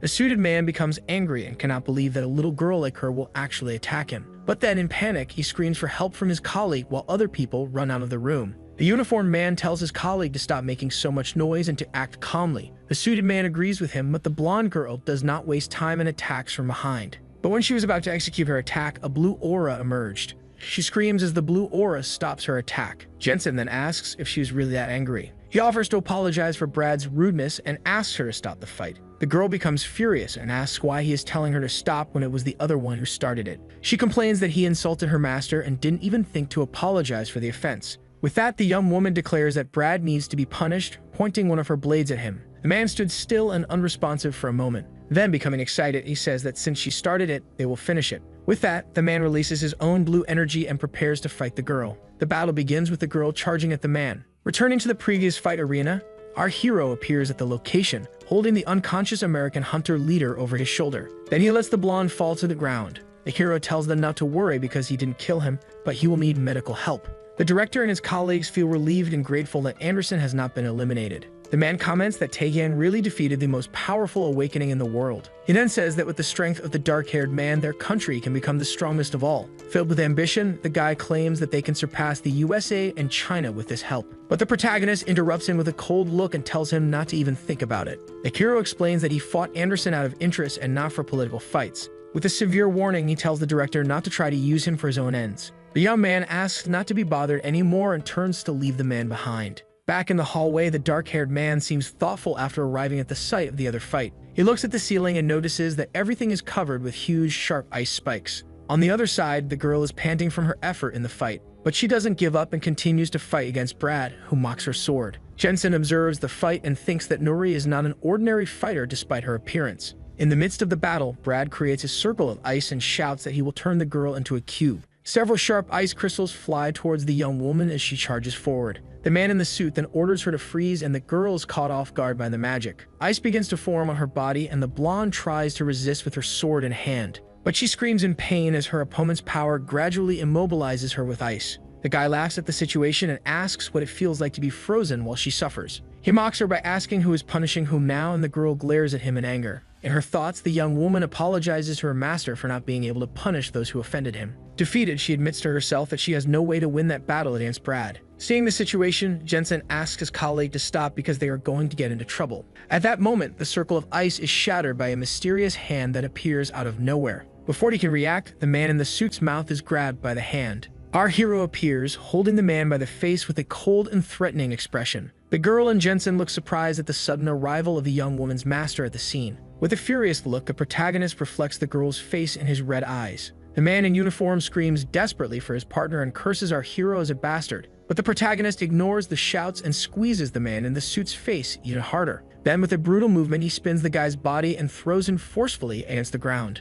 His red eyes shine with a terrifying fury, showing that he is not joking around. An explosion of red energy devastates the hallway with uncontrollable fury. The hero angrily questions how he dared to touch something that belongs to him. Then he turns to the other guy and with a deadly look asks if it was him. The man in uniform is shocked because our hero should have been defeated by Anderson. Furious, the protagonist repeats that they dared to hurt what is his. The young man threatens them, saying they will pay with their lives, and the officer is shocked by the truth. But before the protagonist could continue, someone stepped in front of Jensen. Nori stepped in front, saying that she was fine so that he wouldn't continue with his objective. The young woman stares at him determinedly, and he looks at her with his eyes still filled with fury. Seeing his apprentice awake, the hero seems to calm down in the midst of the destroyed room. The girl falls into his arms, still with ice on her body. With tears in her eyes, she tries to explain herself, but he interrupts her, saying that's enough. The master comforts her, saying that she did well and that now he is there to take care of her. With that, a golden light emanates from his hand, and he begins to heal his apprentice's wounds. The girl is surprised to feel the energy coursing through her body and her wounds disappearing. The hero returns to the officer and says that the girls saved their lives at that moment.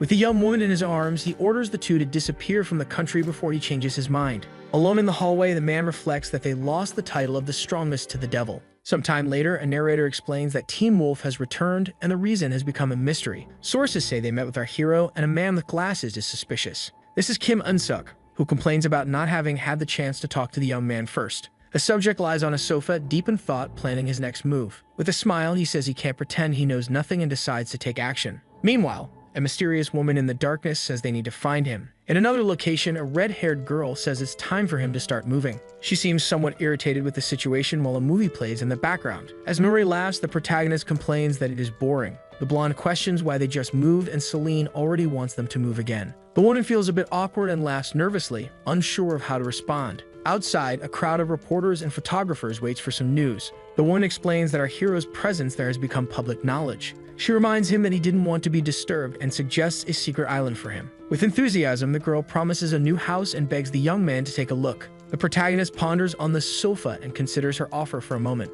In that, the blonde girl gets super excited about the idea and her master looks surprised. The apprentice says she has always dreamed of living on an island while he asks if that interests her. Seeing that she has said too much, the young girl apologizes. The redhead panics, thinking she's offended the hero and that she won't leave there alive. But the young man accepts the proposal, leaving the woman completely shocked by his response. Then the protagonist stands up and tells them to go move to the new place. Moments later, they arrive at a paradise island with a huge mansion on top. The trio stands on the beach, observing the island that will be their new home from now on. The apprentice is amazed and says that the island where they will live is very beautiful. The red-haired woman explains that they bought the place and built a secluded resort. She concludes by saying that the place has everything and that all of it is for our hero. Our hero looks at the island and tells the girl that the place is not bad at all. The red-haired woman feels relieved and says they are happy he liked the place. Then, informing them that she has something to share, the redhead takes a letter and explains that she received a cooperation request from the US. In the letter, the American government apologizes and proposes a defense alliance. She explains that if a very strong enemy appears, the two countries can help each other. Moreover, if the young man accepts a mission from them, all costs will be covered. The details would be worked out later, but the final decision is entirely up to our hero. The protagonist thinks he doesn't care about the US, but the apprentice still seems irritated. He then thinks that an enemy like Anderson could be interesting to defeat. With a smile, the young man says it would be fun and agrees to the alliance proposal. The woman looks confused, and the hero confirms that he accepts the cooperation agreement. Relieved, the redhead thanks him for his cooperation and seems much calmer. Next, she suggests creating a new team of Awaken with him as the leader. The two talk in the background while Nori just listen in surprise. The young man thinks that if they compete against each other, his apprentice's power will grow. He then agrees to form the team, but says he will choose the members himself. The woman gets excited and says she has a boat ready to take them to the island. The apprentice says it is a dream coming true, and the young man says he can hardly wait. The young girl complains that they could have built a bridge to walk over, but the protagonist responds that it is not necessary, leaving the girl confused. In a swift motion, the master picks her up and jumps toward the island. The redhead is shocked by the scene and watches the two leave, not understanding anything. Flying through the skies, the hero takes his apprentice to their new and luxurious home. Meanwhile, on the island, a suited manager hurries the employees because they will arrive soon. Suddenly, the manager hears a strange noise and looks up, not understanding anything. Then our hero majestically lands with the girl in his arms, surprising everyone there. With a look of admiration, the young girl thanks her master for bringing her flying. The employees are left speechless while the apprentice gets excited about their new home. Seeing everyone's reaction, the hero asks if they happen to arrive too early. The manager quickly composes himself and says that, in fact, they had already been waiting. The man introduces himself as Go Changsuk, the manager of the place, and promises the best service. With a sly smile, the protagonist seems to approve of the butler's attitude. With that, the butler invites them to enter the mansion and see the facilities. The young woman is amazed by the interior of the house and says it looks like a luxury hotel. The master finds the place decent inside but seems to be waiting for something more. Then the young man challenges the butler to show what they can really offer. The manager introduces the chef and the team, assuring that their new master will be satisfied. And so the dude enjoys a banquet and even has fun with some video games. The apprentice has fun on the beach playing ball with one of the mansion's staff. Meanwhile, the hero relaxes on a lounge chair and the butler asks if he is satisfied. Looking at his phone, the young man admits that life there is not bad at all. On the screen of the device, he sees a message notification come in. With a smile, he thinks that things are going to get fun from now on. Suddenly, a helicopter approaches the island and begins to land on the lawn. With that, the hero and his young apprentice look up to see who has arrived. From the helicopter descends a man in a suit who says it has been a long time. He thanks the young man for accepting the offer, and the girl greets him politely. Then the man says he would like to introduce someone to the duo. A woman appears, and he introduces her as Lee Yujin, the newest Class A awakened. The newcomer looks at the dark-haired man and wonders if he is really the man from the rumors. She watches him drink something and thinks if that is the famous Class S awakened. The girl is clearly disappointed with what she sees and wonders what that is. In her thoughts, she calls him a bum and questions the presence of the girl by his side. The young woman then reprimands the newcomer, saying it is rude not to greet. But the woman dismisses her and says a child should not be there to interfere. Irritated, the blonde retorts that she is no longer a child and gets quite angry with the woman. The redhead complains to her colleague that she wanted to meet a real awakened, not that trash.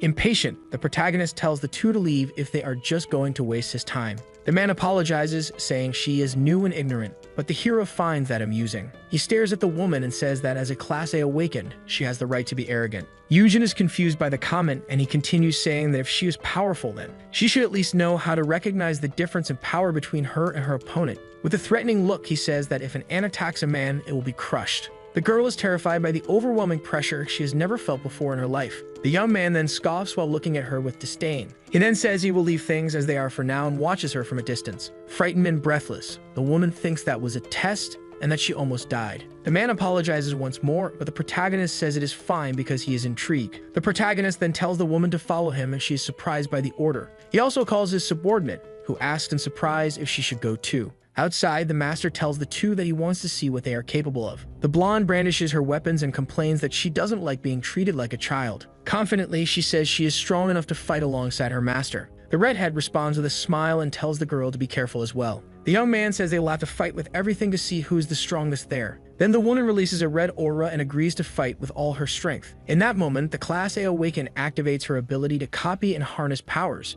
Seeing the scene, the hero smiles and thinks that the two will indeed give their best. The redhead prepares for battle, saying she will use her transformation abilities. The apprentice stares wide-eyed, unable to believe what is happening there. In the midst of dark smoke, a demonic silhouette begins to rise from the ground. Watching from a distance, the redhead's colleague admits he has never seen this ability of hers before. Then the woman reveals her final form, transforming into a red draconic monster. With a smirk, a protagonist analyzes and understands what the awakened's power is. He sees her stats and realizes that the girl's attributes are nothing special. The dark-haired man reflects that this metamorphosis ability is different for each individual. Even so, he admits with a smile that the result exceeded his expectations. The master never thought she could transform into such a high-level being. Completely astonished, his disciple can barely form a coherent sentence. She then looks at the creature's horns and a memory comes to her mind. The girl recognizes that monster as a red horn from the university portal. Seeing this, the hero smiles as an old enemy seems to have returned to haunt them. He turns to the young woman with his swords and questions her about what her next move will be.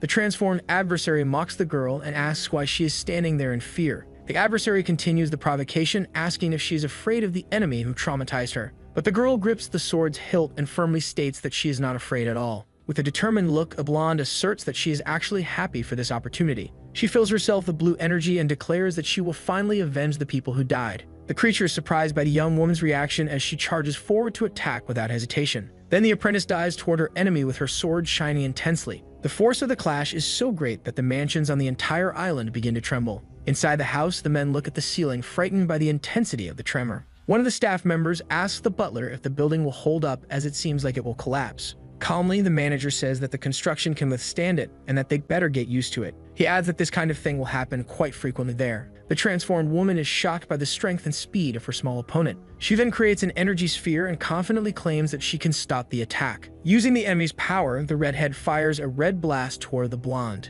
The disciple, however, manages to agilely dodge the blow, keeping her focus on the fight. Then the apprentice uses the momentum to spin in the air and attack with her two swords. But the creature dodges and lands a spinning kick on the blonde girl. The impact is so strong that the girl is thrown to the ground with force. Without giving her time to recover, the redhead flies at full speed toward the young woman. The two then exchange a series of rapid blows in a festival of lights and sparks. Next, the woman concentrates a new red power sphere in her hand to attack. She fires an energy blast at her opponent, sending her flying into the air. Nori screams in pain when she is hit and injured. The creature warns the blonde to be more careful next time while preparing another sphere. Without wasting time, the redhead launches an even more powerful attack against her rival. Watching everything, Summo is impressed and says that she used the same skill. A giant wave of red energy advances to engulf the defenseless apprentice in the sky. The energy explodes with devastating force, creating a large cloud of dust. While the man in the suit is stunned, our hero seems to be enjoying the spectacle. Breathless, the adversary says that this happens to those who underestimate her because she is Class A.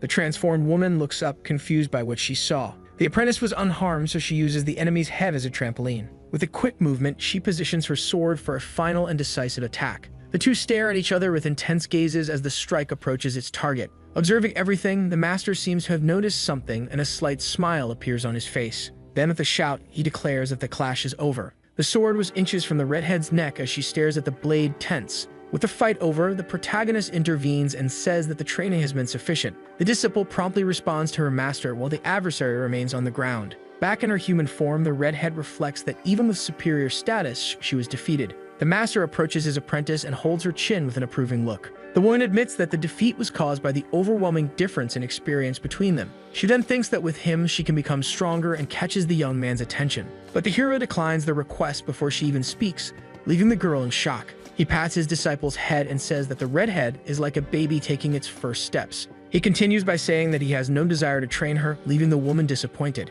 But the young man admits that she would be a good opponent, and that if she wants, he will give her a chance. The girl is completely surprised by the proposal and can hardly believe what she heard. The protagonist then turns to the other man and asks if he hasn't felt the danger already. The suited man is confused and asks what he was supposed to have felt. With that, the man's cell phone rings and he answers the call with a serious expression. On the other end of the line, a desperate voice warns that the city of Osaka has been destroyed. In the sky, we see several planes heading towards the disaster site at high speed. Inside one of them, our hero and his companions are seated in a private jet. The disciple then asks her master if it wouldn't be faster for him to fly alone. The young man retorts by asking if the blonde runs instead of using a car while she goes out. The other woman questions why he isn't nervous since they are risking their lives. At that moment, the man in the suit stands up with a tablet and says he will explain the situation. He tells them that an unknown gate appeared in the middle of Osaka an hour ago. Summo shows a hologram of the city being attacked and says it has been annihilated. The girl is in shock as he reveals that all contact with the local elite has been lost. The suited man continues explaining about the enemy that emerged from the portal. He reveals that the monster is level 8 and the woman is terrified by the news. The young apprentice asks if her colleague is okay, thinking she is feeling sick from the flight. The girl then inquires if the other isn't afraid of the strongest enemy reported. But the apprentice smiles and says it's scary, but it will be worth it because they will save people. With a confident look, the girl tells her companion not to worry about anything. She then points to the master and says they have him by their side to help in the fight. The dark-haired man reflects that the monster is stronger than the dragon he has faced before. Meanwhile, in the city, a creature that resembles a giant spider observes the chaos. The monster then feeds on one of its victims amidst the rubble of the city. Back on the plane, the pilot announces that they are 5 minutes away from their destination. Upon arriving in the area, the warning is given for everyone to prepare to descend and fight. With a determined look, the hero stands up and announces that he will go ahead of everyone. Then the young man walks to the plane's door and without hesitation, jumps into danger. He dives in free fall with the wind blowing through his hair and his wings. The blonde warns that she will jump too and asks the other woman if her parachute is ready. The redhead replies that it isn't, and her colleague scolds her because that was taught in the academy. The blonde then helps the girl fasten her seatbelt correctly for the jump. Li Yujin reflects on how nervous she is and wonders if she will be useful in the battle. But her colleague says she is just used to it and that the woman will be fine because she is strong. Hearing this, the newly awakened girl looks surprised at the young apprentice. Then she thanks her with flushed cheeks and a small smile on her face. At that moment, the apprentice makes a smug face and says that obviously she is the strongest there. Then the two position themselves at the plane's door and the girl announces that they will jump together. The woman closes her eyes and sweats coldly as the countdown begins. But at 3, the blonde simply pushes her colleague out of the plane without mercy. The girl screams in desperation as she plummets in free fall towards the ground. The two fall together and the redhead screams with the strong wind messing up her long hair. Near the ground, the hero has already opened his wings and is observing the destruction of the city. With a look of disdain, the young man seems unconcerned with the shouting of his companions. He analyzes the giant spider monster that is in front of him. The protagonist then floats and opens his portal, pulling something from inside. Withdrawing his sword, he prepares for an attack and says he will give a worthy greeting. Then the master unleashes a powerful energy blast towards the creature. On the ground, a Japanese awakened named Koharu is frightened by the creature in front of her. The woman is face to face with the creature, calling it a monster. Then, closing her eyes, she accepts her fate and prepares for the end. But the hero's energy attack begins to approach from above the spider. With a look of pure shock, the Japanese girl can hardly believe what she sees. The blast explodes on top of the creature, saving her and creating a cloud of dust. In the air, the apprentice informs her colleague that they will land using the power of their boots. The blonde then wields her 2 swords from within the portals, preparing for action. She lands in front of the Japanese awakened and protects her with her 2 crossed swords. Thus, she protects the woman with purple hair from the impact of the blast aimed at the spider. Then the blonde turns around and asks the girl on the ground if she is okay. The young woman then introduces herself and says that they are the reinforcements that came from Korea. The spider creature, however, seems to have been unaffected. Looking at the protagonist, the boy is a bit confused because his attack did not cause the damage he expected. He analyzes the monster and comments that it is indeed a very ugly anomaly. The boy then admits with a smile that he has never seen anything like that before. At that moment, the status window reveals the name and divine attributes of the giant creature. The status screen also reveals that the creature got lost due to a mysterious contract. With a smirk, the protagonist seems quite confident about the current situation. Then, floating in the air, the boy asks if the creature in front of him is an exiled god. But the protagonist reveals that he is also an exiled god like his opponent. Wielding his weapon, the dark-haired boy prepares to test his adversary's strength. With an excited smile, he charges forward, saying he will see how strong the creature is. The boy then dives at high speed toward his monstrous opponent. He faces the creature's many red eyes with a confident smile on his face. With his weapon, the dark-haired boy delivers a powerful blow, cutting through the air toward the enemy. The attack causes an explosion that raises a large cloud of dust throughout the city. As the impact approaches, one of the women screams to be careful while the awakened Japanese girl is in shock at the scene. Quickly, the apprentice grabs the girl and pulls her away from the impact of the attack. The 2 Koreans look at the situation ahead of them seriously while Koharu looks astonished.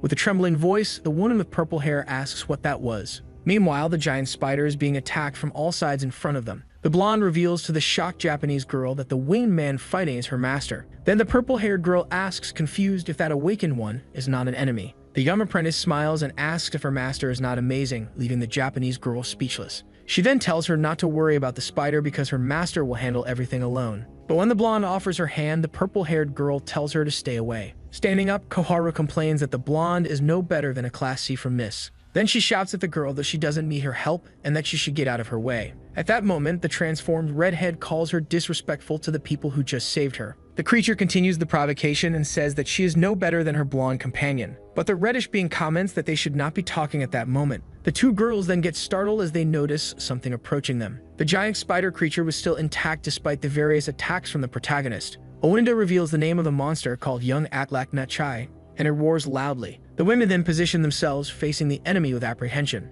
Nori agrees and says she would like to teach the girl a lesson right there. However, at that moment, they had to fight for their own lives. The spider creature roars as it prepares for the attack. The master dives from the skies at high speed toward the creature. At that moment, the giant spider shoots a huge, sticky web from its mouth to trap him. The hero is then caught in mid-air and becomes completely ensnared in the web launched by the enemy. With his whole body wrapped in the web, the boy seems unfazed by the current situation. The web is then pulled forcefully by the giant creature toward the ground with the hero. The impact with the ground causes a large explosion, raising a lot of dust all around. Amidst the smoke, the boy frees himself and curses the monster as an irritating bastard. He then grabs his sword but realizes that his weapon cannot inflict any damage on the enemy. Then the protagonist admits that at this rate, he will never be able to win. The spider creature then roars in celebration of its apparent overwhelming victory in the fight. But with his eyes glowing red, the master smiles and says he has already decided what to do. A red aura surrounds him as he warns that he will show what he is truly made of. The hero announces that for the first time in this world, he will appear in his true form. He then takes on a demonic form with horns and faces the anomaly before him.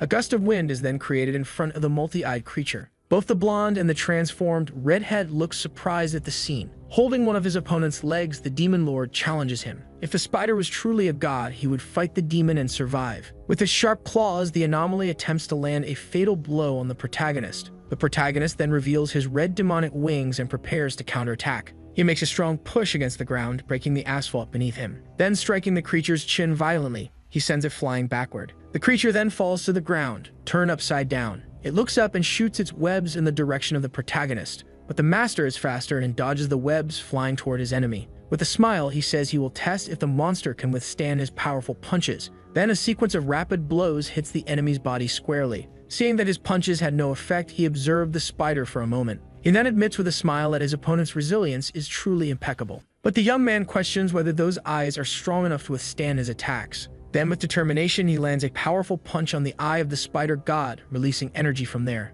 The spider creature lets out a shrill and deafening scream. The women, upon hearing the power of the scream, cover their ears with their hands. Floating in the air, the protagonist observes the result of his total display of power. Taking advantage of a moment of weakness, the protagonist swoops down toward the creature. In his dive, the demon lord tears off one of the spider's legs. With the leg in hand, the young man says with a smug smile that everyone has a weakness. He then comments that the monster withstood his punches but wants to see if it can withstand this. The protagonist then lowers the leg against the enemy like a stake against a vampire. He seems satisfied with the result of the blow, but then purple smoke begins to emanate from the spider. More purple smoke pours from the spider as it lets out another shrill scream. Then the young man protects his face with his arm, surprised by the strange smoke. The purple smoke begins to envelop the protagonist's body, which seems to be affected by it. He realizes, irritated, that this is not a common poison and could be a big problem. He reveals that this is his annihilating poison. Seeing the situation, the apprentice decides to join the fight to help her master in trouble. Without hesitation, the girl jumps toward the poisonous monster to attack it with her weapon. The awakened Japanese girl thinks that even if they couldn't defeat the enemy, they couldn't let the world know they were helped by a weaker country. So she takes the moment to activate the processing team. The blonde then delivers a powerful blow that hits the poisonous creature squarely in the air. Suddenly, the master shouts for his subordinate to get out of there as fast as she can right now. She warns her red-haired partner, who looks confused. At the same time, the spider creature continues to release its deadly poison all over the place. The transformed woman is surprised and asks if that was poison. She complains that the blonde shouldn't have said so earlier, while both flee from there. The Japanese girl gets scared and asks, confused, what is happening since she did nothing. Nori then grabs her as they flee from the poison, taking her along. With the Japanese girl on her shoulder, the blonde warns that if she wants to live, she must get out of there. With a serious look, the master also orders his apprentice to leave immediately. He comments that the poison could even melt her skin, and that it must be the poison of the gods. However, the hero is not intimidated and prepares to show his true power. He then pulls out his hand, which is now on fire from inside the portal. Enveloped in flames, he asks if the creature's poison can withstand the breath of a dragon. The flames then form a powerful whirlwind of fire that advances against the enemy. In the face of the attack, the giant anomaly seems to retreat in fear of the young man's power. The protagonist mocks the being that claims to be a god but feels threatened by his fire. Flying toward his opponent, he calls him disappointing and prepares his attack. The winged man then unleashes an immense blast of golden flames against the creature.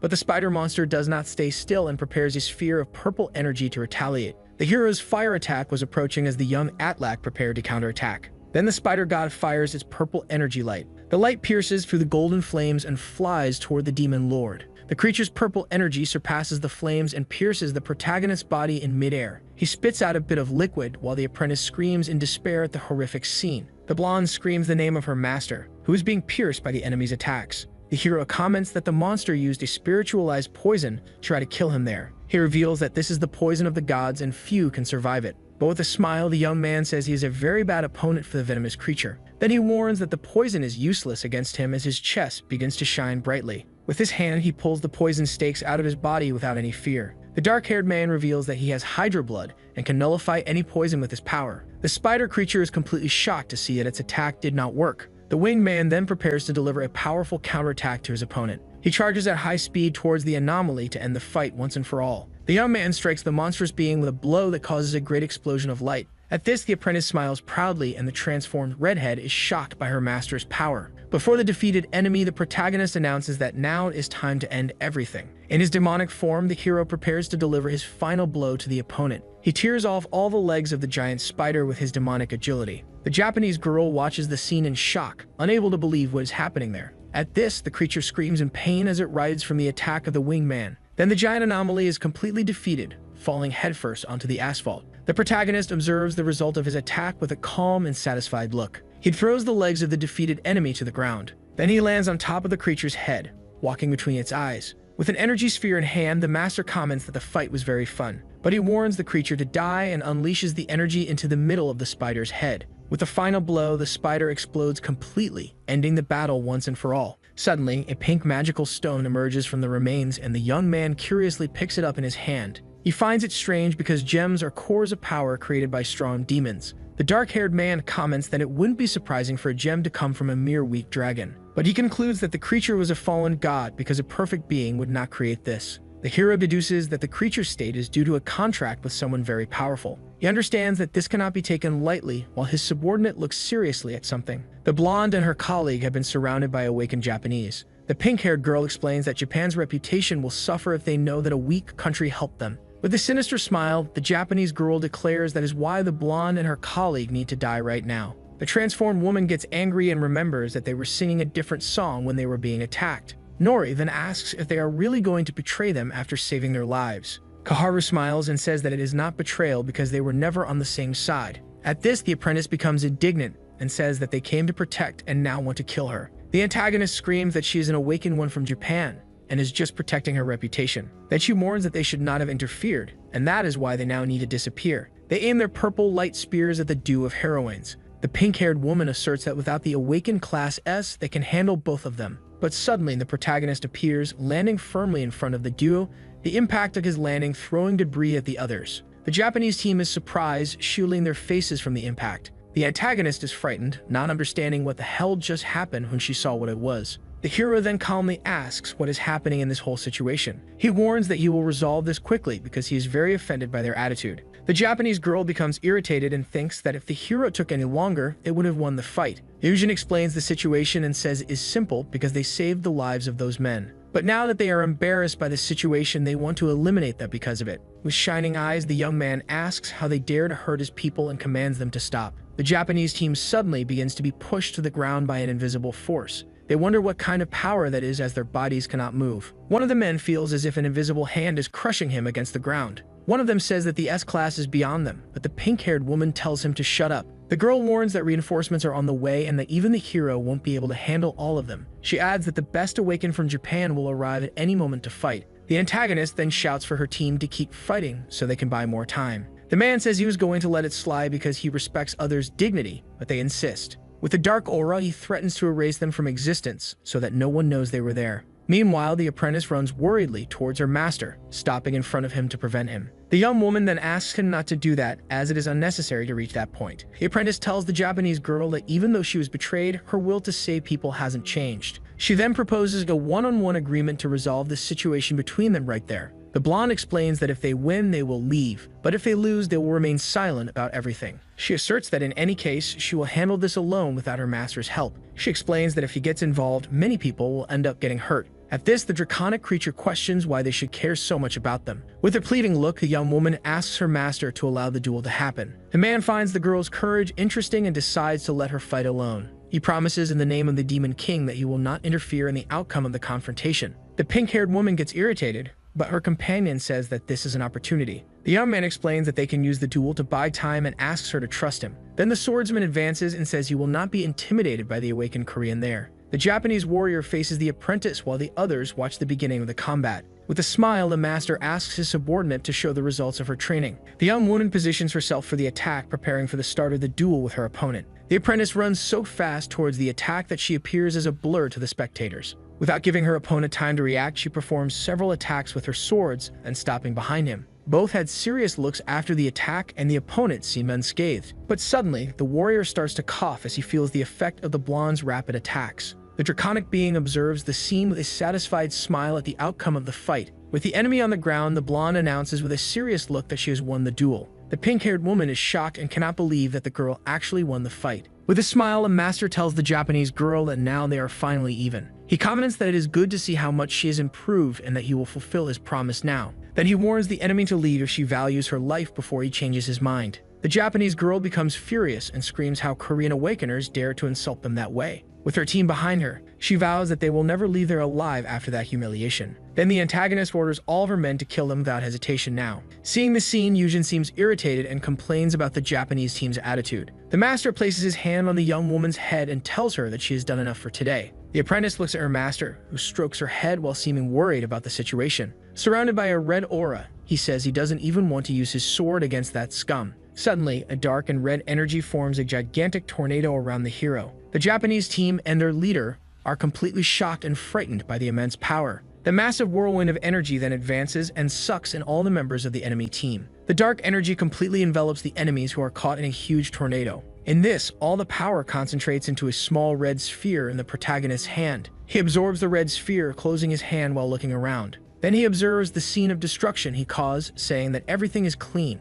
The master says there is nothing more to see there and tells his team that they can go home. The young woman then calls for her mentor, while the draconic creature watches them from afar. The draconic being thinks that the hero managed to do all that alone without any help. As the man walks away, she thinks that it's a good thing she is on the same side as him in this. On TV, a news report shows the results of the level 8 enemy attack in Osaka. The news informs that many Japanese awakeners disappeared during the fight. In a press conference, the Japanese government thanks South Korea for their help during the battle. Back in a calmer place, an older man approaches and asks for permission from the group. The gentleman hands over a box and says it is a message from Mr. Seo directly from Japan. The box is placed on the table in front of them as they watch. Upon opening the gift, the group finds a shining and powerful spear inside the box. The girl with orange hair and the apprentice look in awe at the gift they received. Nori says it is an incredible item, but his master comments that it is not bad, though there is a catch. Then he touches the weapon and says it has no use for her except as a powerful refrigerator. The hero suggests sending food instead of a useless item, and the gentleman agrees.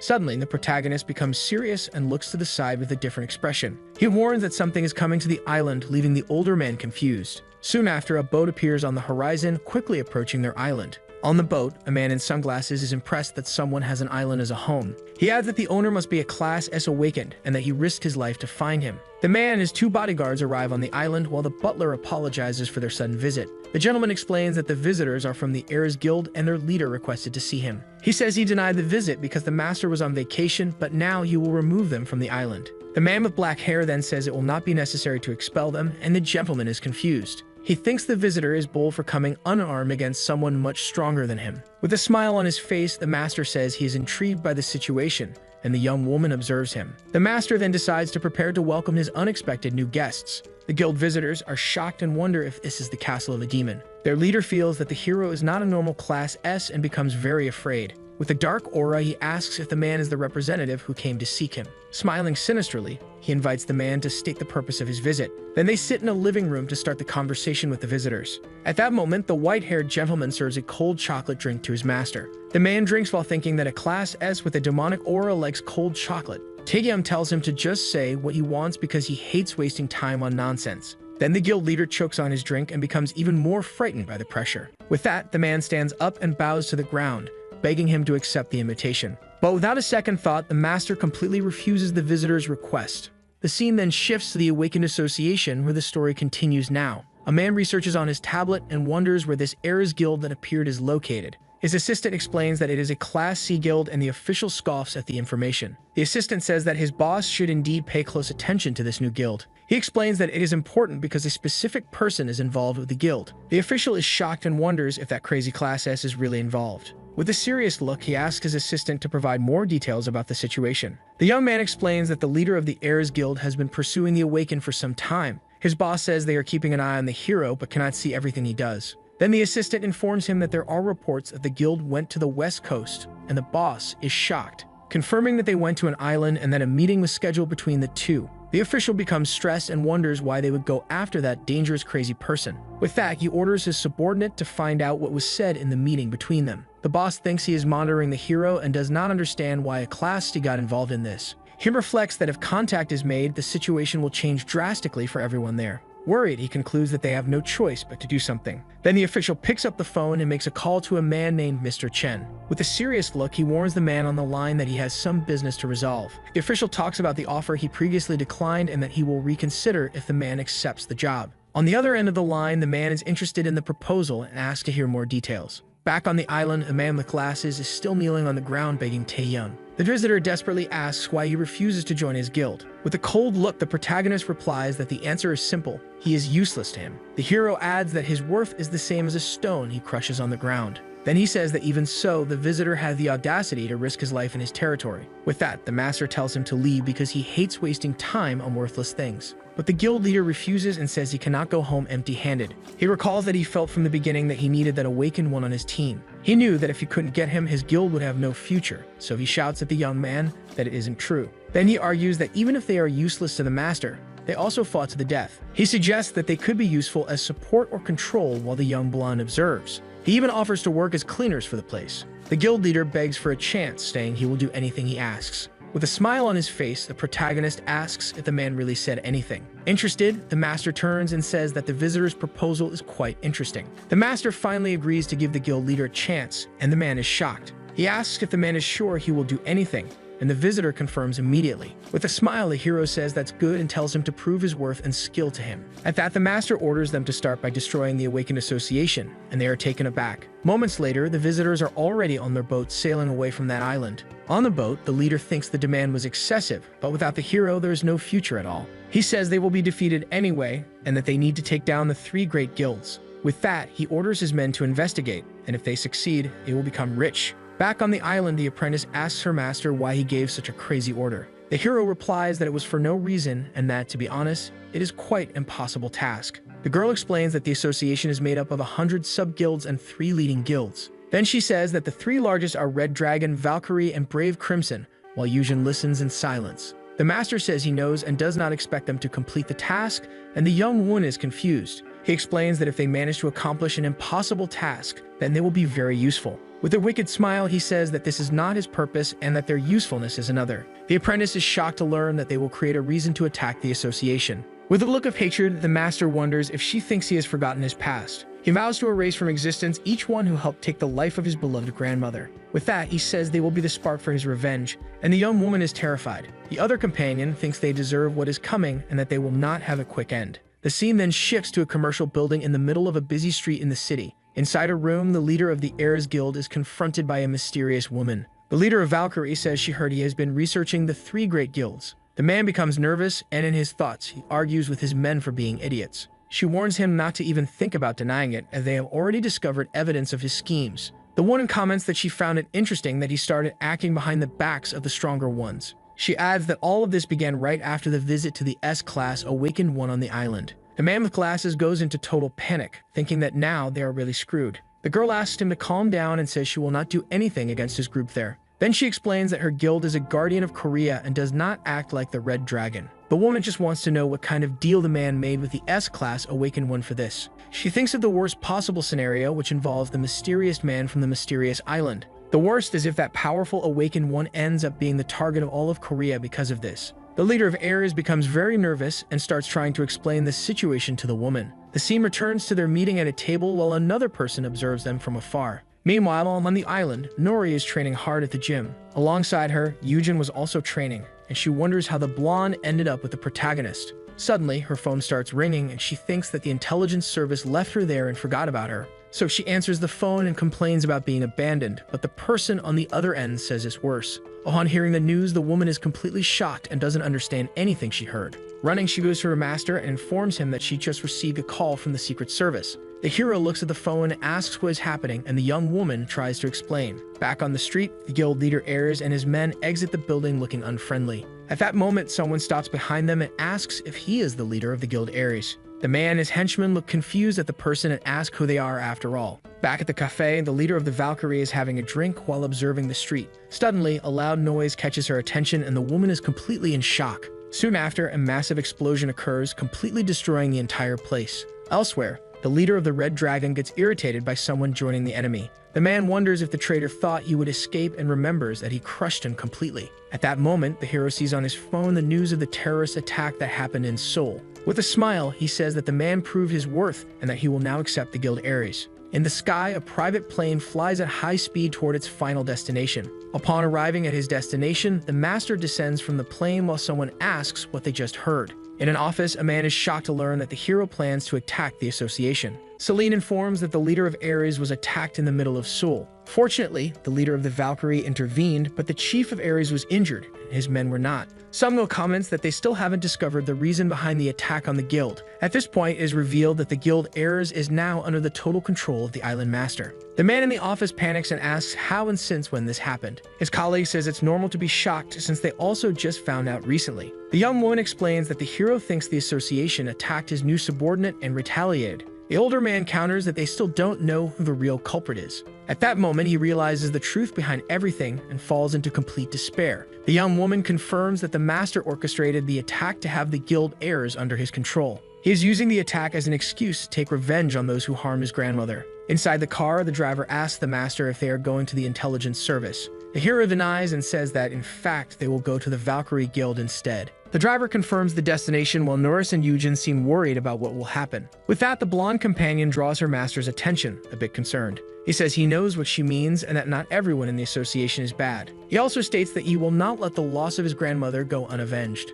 But then he agrees that she is right and that there is no need to wipe everyone out. Then he reveals that he plans to use the association for his own ends after dominating it. The master says he will go to the Valkyrie Guild first because they might be useful in the future. He says he wants to confirm if it's worth sparing them before attacking the association. Then he adds that it would be great if the good ones were also useful for his plans. Shortly after, the car arrives in front of a huge commercial building in the city. Inside the place, a man warns that an S-class is there to attack their guild. However, the leader of the Valkyrie appears and asks everyone to remain calm for now. She explains that if the visitor wanted to destroy the place, he would have done so already. The woman orders the evacuation of the staff and says she will do everything to avoid a confrontation. In the guild's hallway, the two groups finally meet to discuss what happened. The hero then directly asks if the woman there is the leader of the Valkyrie Guild. The young woman confirms that her name is Park Sion and that she is the master of that awakened guild. In his thoughts, the protagonist notes that she is much stronger than the rumors suggested. He realizes that the young woman has a rare ability and could be useful while she defends herself. The leader says she confronted the man but never intended to attack him or the master.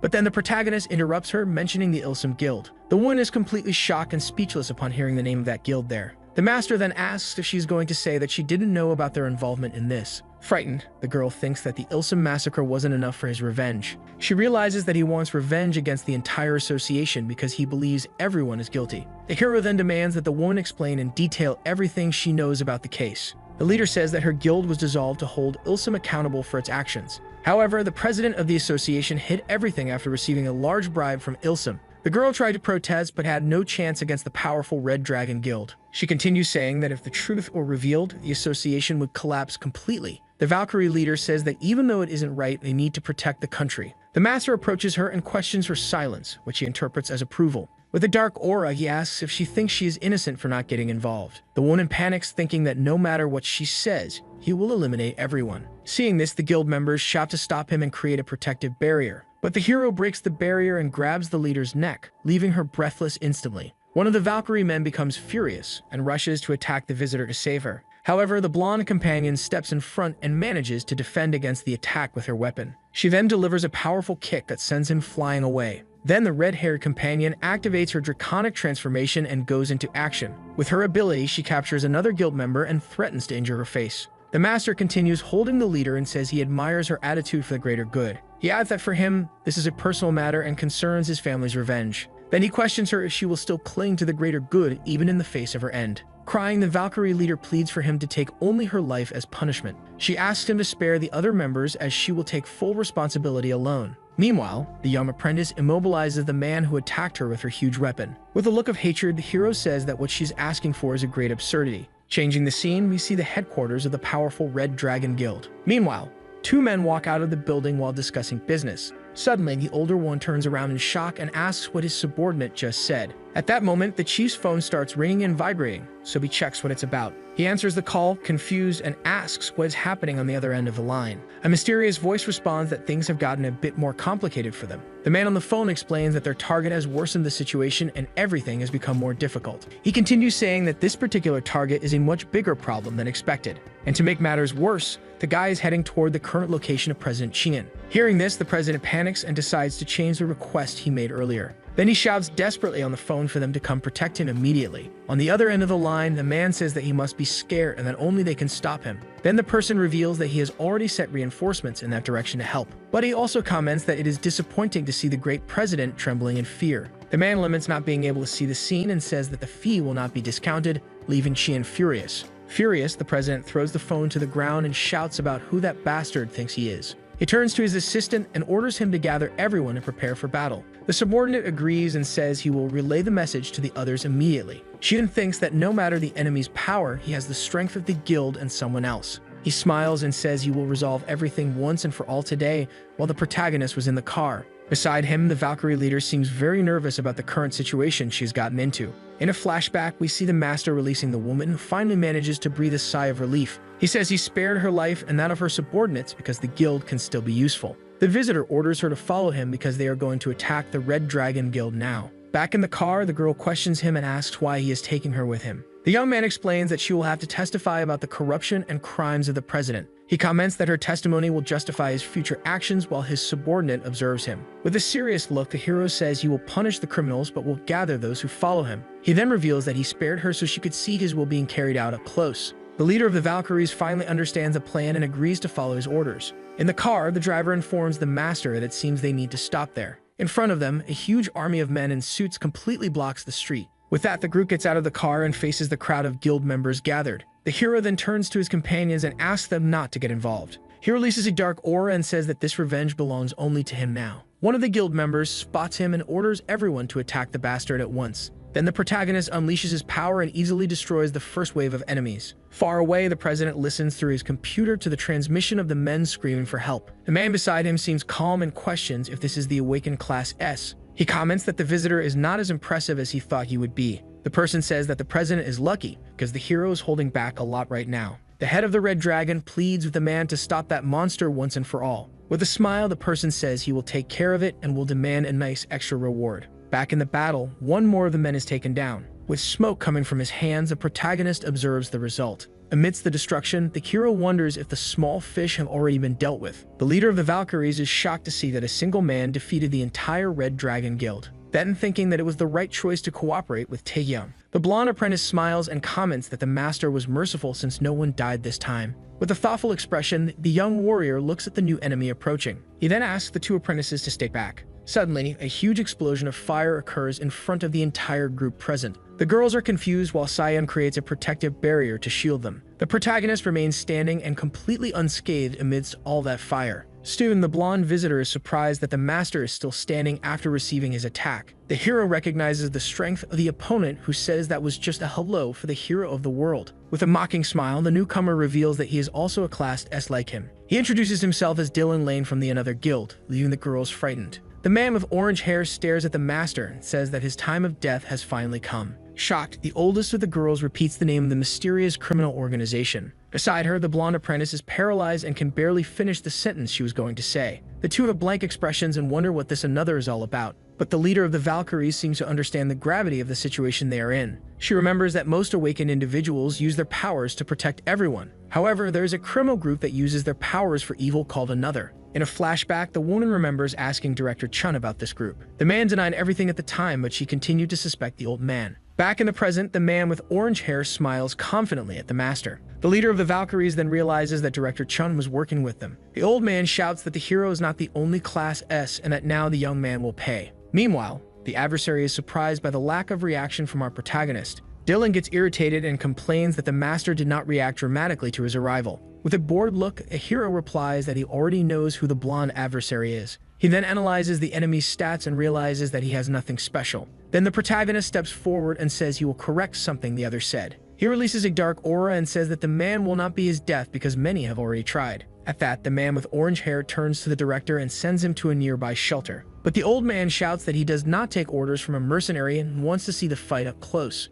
Dylan becomes furious and yells at the director to get out of there if he doesn't want to become barbecue. With that, the president of the Red Dragon grumbles, displeased with the order received. He mutters curses under his breath and steps away from the battlefield to avoid getting hurt in the fight. The opponent turns to the hero and says that he has the right to be arrogant, but now he will see. Realizing the danger, the master warns the girls to stay away from the main battle. The enemy prepares a powerful attack and asks if the young man will still boast afterward. Then the man with orange hair jumps and launches a devastating attack called Inferno. The energy takes the form of a huge demonic skull that advances toward the hero. The protagonist is surprised by the speed of the opponent's sixth circle spell. He then wonders if the speed of the strike is due to the enemy's unique ability. Far from there, the blonde apprentice shouts for the master and complains that the place is too hot. The pink energy of the attack begins to melt the ground as it advances at high speed. Siam worries about the heat and wonders if the young man can really endure it. Despite this, the warrior faces the flames and seems quite confident that he will win. The blonde visitor says with a serious look that the protagonist will not fall so easily. Then he prepares another powerful attack and states that he will not underestimate a Class S. The man with orange hair concentrates his energy and says he will ensure the opponent's end. A massive amount of pink energy suddenly envelops the hero's body completely. The dark pink power collides, creating a large hurricane around Taehyung. Dylan feels the impact and seems to be struggling to control this power. Next, a huge explosion occurs at the location where the two men were fighting. From a distance, Director Chun and his men feel the ground shake with the force of the explosion. Dylan apologizes to Director Chun for what is about to happen there. He then tells the old man to think of it as a free renovation of the guild's headquarters. The man with orange hair then releases a magic circle and prepares his strongest attack. Next, a pink explosion destroys everything around with impressive force. The guild's headquarters is completely engulfed in flames as Dylan watches everything. Laughing, the opponent boasts that no one can stop his fire magic. Director Chun becomes furious with the destruction but soon thinks that the sacrifice was worth it. He believes that if the attack defeats the hero, then the building doesn't matter much. Yujin declares worriedly that those flames melt concrete, so even for the master, that attack was too strong. She says she has never seen flames of that magnitude, so the master will not come out unscathed this time. Then the blonde apprentice takes the lead and orders everyone to evacuate the survivors. She explains that the next fight will be worse and that only they can contain the damage. The girl tells them not to worry because the master would not fall to that attack. Meanwhile, the explosion continues to destroy the building amidst the pink flames. Suddenly, a vortex of dark energy appears and begins to consume all the fire. The opponent is shocked by the scene and wonders what the hell is happening. The voice says that the flames are impressive for the level of this world, but nonetheless. He adds that for him, that power is nothing more than something basic. With a smile, the young man says that his opponents are still beneath him. The blonde adversary grumbles, irritated by the protagonist's confidence. Taehyung then summons a spear made of his dark magic. In an instant, the young warrior delivers a powerful blow to the opponent. From a distance, the president of the Red Dragon watches everything with a look of panic. The red energy of the protagonist completely engulfs the opponent in an instant. The great red explosion lights up the entire city in the distance, creating a glare. Meanwhile, a man and a red-haired girl arrive and observe the destruction. He laments, saying that they apparently arrived too late for the fight. Celine then comments that there is nothing they can do if they go to the scene now. But her partner says that Taehyung won't take long and that they should just clean up afterward. Back in the battle, the blonde opponent has survived and faces the hero amidst the fire. With a furious look, the opponent seems ready to continue the battle at any cost. Crossing through the flames, the protagonist says that the enemy's sweet revenge ends now. The master then asks with a smile if he should relieve the tension with a bit of fun. Dylan gets irritated and shouts that the bastard dares to underestimate him and his physical strength. However, Taehyung continues walking calmly through the fire without being shaken. He then raises his hand, thus defending himself from one of Dylan's fiery attacks. The blonde then shouts that this ability is not something only the protagonist possesses, then unleashing a burst of red and golden flames towards the dark-haired man. Taehyung stands still as the blast hits him, creating an explosion. The blonde opponent asks with a smile how the hero is handling that blow, but then he is surprised by what he sees in front of him. Taehyung had held back the opponent's attack while saying it's impressive how quickly he adapts. With a confident smile, he asks if that is all the orange-haired man has. Dylan is shocked that the young man withstood the attacks without a scratch. He then asks how the protagonist as a mere physical type could endure his magic while the young man approached. The hero corrects him, saying he is not a physical type but a true mage. He then states that the opponent's magic is nothing but basic, and that thinking he is superior is ridiculous. Shocked, the orange-haired man incredulously repeats that his magic is merely elemental. The master then thinks to himself that this is the decisive difference between them and the demons. He reflects that the strength of demons comes from their fighting instinct and not from skills. However, the humans of this world easily lose their will in the face of a strong enemy. It seems that the blonde opponent has finally reached his total power limit at that moment. But Dylan apologizes and says he underestimated the protagonist, thinking he was physical. Laughing, he says he has finally found a worthy opponent to use all his strength. With a smile, the hero praises the spirit of his adversary and asks for more fun in the fight. At that, the blonde opponent wastes no time and creates a powerful wall of fire with his hands. As the wall of flames forms, the protagonist feels his arms start to burn. He notices that indeed the enemy's power is much stronger than last time. Then the orange-haired man shouts for the fire to compress against its target. With that, the master seems to feel a bit of the pressure and ponders for a moment. The opponent shouts that it is still not enough and conjures an attack called Volcano. Next, a huge mouth of lava and fire begins to emerge from the ground rapidly. Several lava serpents head towards the hero, who is taken by surprise. Without giving a break, the enemy prepares another powerful ability called Flame Wedge. The new attack spins at high speed and advances towards the surrounded young man. He watches as the attack approaches and hits him. With that, a gigantic explosion of flames and pink energy consumes everything in the area. From a distance, the girls who were helping survivors watch the explosion with worried expressions. Dylan thinks that not even an 8th rank enemy would survive and that the blow has fatally injured him. However, the demon lord is seen easily holding one of the lava serpents. At that, the orange-haired man is completely shocked. He broke the lava serpents with a single blow and extinguished the surrounding fire with a stomp. Enveloped in his dark aura, the master stares at his opponent with a cold and calm gaze. Desperate, Dylan screams and wonders why the warrior simply cannot be defeated. He continues to yell in frustration, questioning why the protagonist does not die while launching another fire attack. Unfazed, the young man simply stares at the enemy as the attack approaches. Then the hero raises his arm and prepares to finally end that battle. With a swift motion, he delivers a red energy strike towards the target. The attack hits the opponent, causing him to lose his arms and creating a wound on his chest. Dylan is left confused about what happened when Taeyang steps on his chest. He forces the young blonde down hard onto the ground while standing over him victoriously. The blonde opponent coughs violently on the ground and appears quite injured from the blow. With a cold look, the hero stares at the enemy without showing a hint of remorse. He continues to step on the young man's chest, demonstrating all his superiority in the fight. At that, the orange-haired man begins to sob in fear and despair on the ground. With a smile, the master asks if perhaps the opponent has lost both his arms. Then he tells the young man to use magic to create new limbs and continue to entertain him. Desperate, the enemy tries to say something that piques the warrior's curiosity. The protagonist then realizes that the opponent has finally reached his total limit. He says the fight was fun, and as a reward, he will finish him off with magic. The blonde man pleads for his life and offers money or to become his loyal subordinate. He even offers information about his organization while the girls watch from afar. But the hero says that unfortunately, he cannot use magic in this world to his misfortune. Then he quotes a saying about advanced power being indistinguishable from magic. Then he delivers the final blow to the enemy, causing them to explode while the Valkyrie leader averts her gaze from the action. The warrior then stands still with bloodied arms after the final act. The dark energy slowly dissipates, revealing the crater left by the final attack. With the battle finally over, the two observers approach the site in shock. The man comments that not even a level 5 enemy would cause such destruction. His partner agrees but says it was lucky the damage wasn't even greater. Celine says she feels relieved with the end of the fight while nearby a healer tends to the wounded. At that moment, Nori appears and catches the attention of the arriving duo. She apologizes on behalf of her master and says they will not flee from responsibility. But the duo says it's alright and that they would accept it even if all of Seoul were destroyed. And the man asks who the hero faced to cause all that chaos there. The blonde girl reveals that he fought against an S-rank awakened, leaving everyone stunned.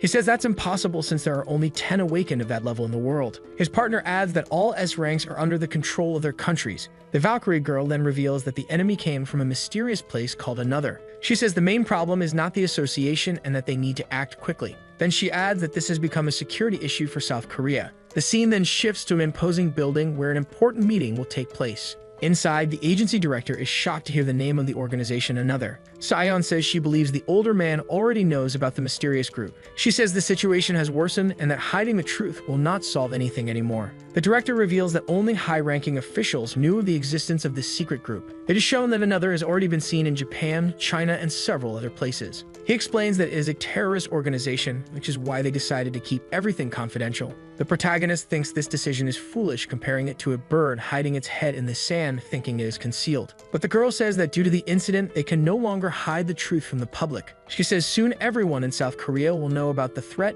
and the clash between Taehyun and the other S-rank awakened. With the association disbanded, she proposes the creation of a new center for the awakened. The plan is to blame the former president and say that the hero was sent to prevent the worst. Thus, the security agency and the young man will become the new focal point for everyone. Meanwhile, a holographic meeting is taking place with leaders from various parts of the world. A woman with red hair then coldly announces that Dylan is dead. One of the leaders mocks, saying that the crazy guy finally died and that he won a bet. With a serious expression, the red-haired woman repeats the name of the deceased. Everyone in the room is shocked by the confirmation of their companion's death. One of those present realizes that the news is true and becomes quite pensive. They discover that the fight occurred in South Korea during a mission against the new S-rank. The same man reflects that the companion was one of the strongest and that this situation is serious. The leader then orders them to contact someone named Che Jinping to learn more. Then a man named Gan Harva is ordered to go to Korea and seems to like the idea. He confirms his departure while elsewhere a portal begins to open, saying that he is eager to meet the person who managed to defeat his partner. Back in Seoul, the group watches the sky as a portal slowly opens in the air. Meanwhile, the protagonist's new team walks through the city with serious expressions. Alone on a bench, the young man wonders what his new colleagues are thinking. The leader of the Valkyries says that a little tension is necessary to keep everyone focused. However, they didn't need to be so rigid at that moment, but the transformed woman disagrees. The blonde girl then says that her companion could handle many enemies alone. Then she changes the subject and turns to the master to decide on the team's name. Yujin suggests the name Invincible, since their leader is the strongest of all. Nori then thinks for a moment and suggests the name White Dragon Team. The other gets irritated, asking if they are some kind of mixed dish by combining two existing team names. Then Cyan joins the conversation and suggests the name Untouchables. She explains that the name means something that simply no one can touch. With that, the girls find the idea cool and quickly agree on the new name. The team is then officially named Untouchables, leaving the leader satisfied. At this, the group leader agrees with a simple nod at the new name. But suddenly, the entire team looks up at the sky with expressions of shock and surprise.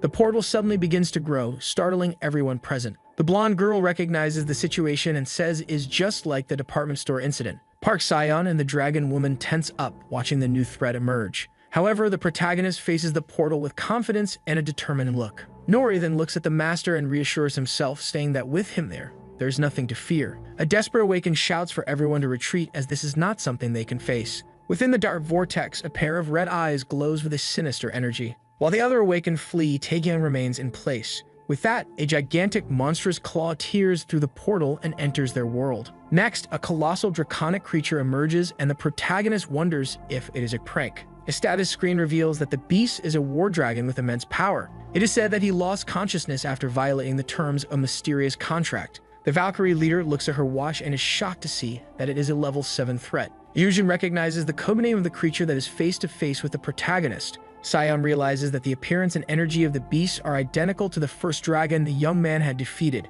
Nori then suggests that the codename for this beast be Red Dragon 2, leaving the two women shocked. Then the blonde says that her master will hunt it down without even a scratch, just like before. As she praises the young man's fight, the Red Dragon 2 steps on him. His companions are shocked and scream desperately for their master. The dragon then hears someone comment that they are surprised something dead has appeared. It was the young man who was unharmed and who also says that this dragon did not seem to be undead. The hero wonders if the creature returned due to some resurrection spell. He then decides to leave the questions for later and snaps his fingers to fight. With a firm step, the warrior advances and says he will deal with the monster first. The young man jumps into the air for his attack while the beast roars. Landing a punch on the dragon's head, he shouts that he will cut off the creature's head again. The creature glares at him with fury, but the protagonist orders it to lower its gaze. Then he delivers a powerful kick above the enemy's head. The young man then lands on the ground and faces the immense monster defiantly. The colossal creature attacks with its tail, and the young man prepares for the impending impact. But in an impressive feat, he grabs the monster's tail with both hands.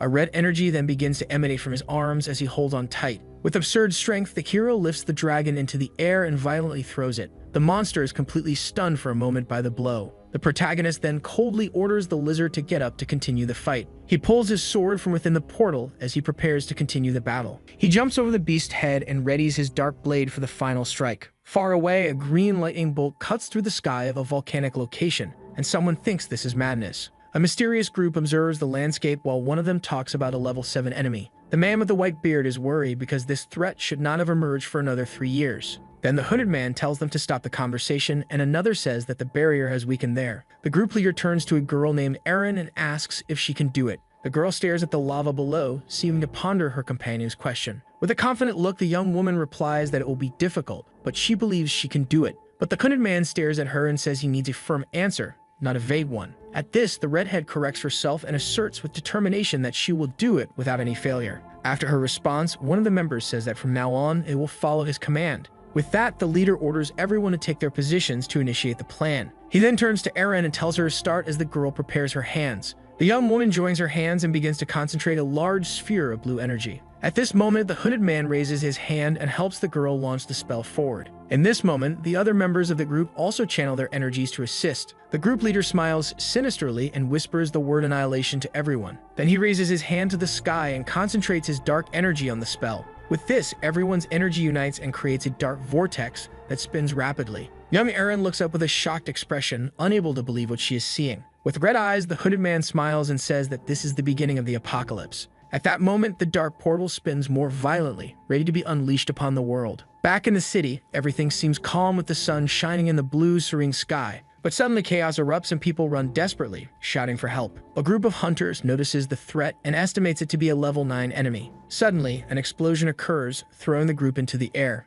The boy in the gray hoodie lands safely but is frightened and wonders what the hell is happening. At that moment, twisted dark tentacles begin to emerge all over the city. He looks back upon seeing something approaching, but is already too late. A trail of blood is left in the wake of the attack. Meanwhile, at an airport, it is said that all the awakened from around the world will gather. Inside a plane, the protagonist looks out the window and asks if the rank S awakened will come. His subordinate says that those from the United States and China will come, with at least 3 in total. Sion approaches and informs her master that they have finally arrived at their destination. With that, he stands up, and she comments that tensions between nations will be inevitable. She wonders if that man will be able to keep calm amidst all the chaos. Nori then questions if this means that Anderson from the United States will also come. Her master gives a sideways smile and thinks that the whole situation will be interesting. The light-haired girl remembers that the enemy is rank 9, so it won't be a problem. He pats the young girl's head and tells her not to worry because everything will be fine. As they exit the plane, a man greets them and asks if they are the awakened from Korea. Once inside a car, the driver says he will explain the whole situation to the group. The woman with pink hair finds it strange that a rank B is driving to control information.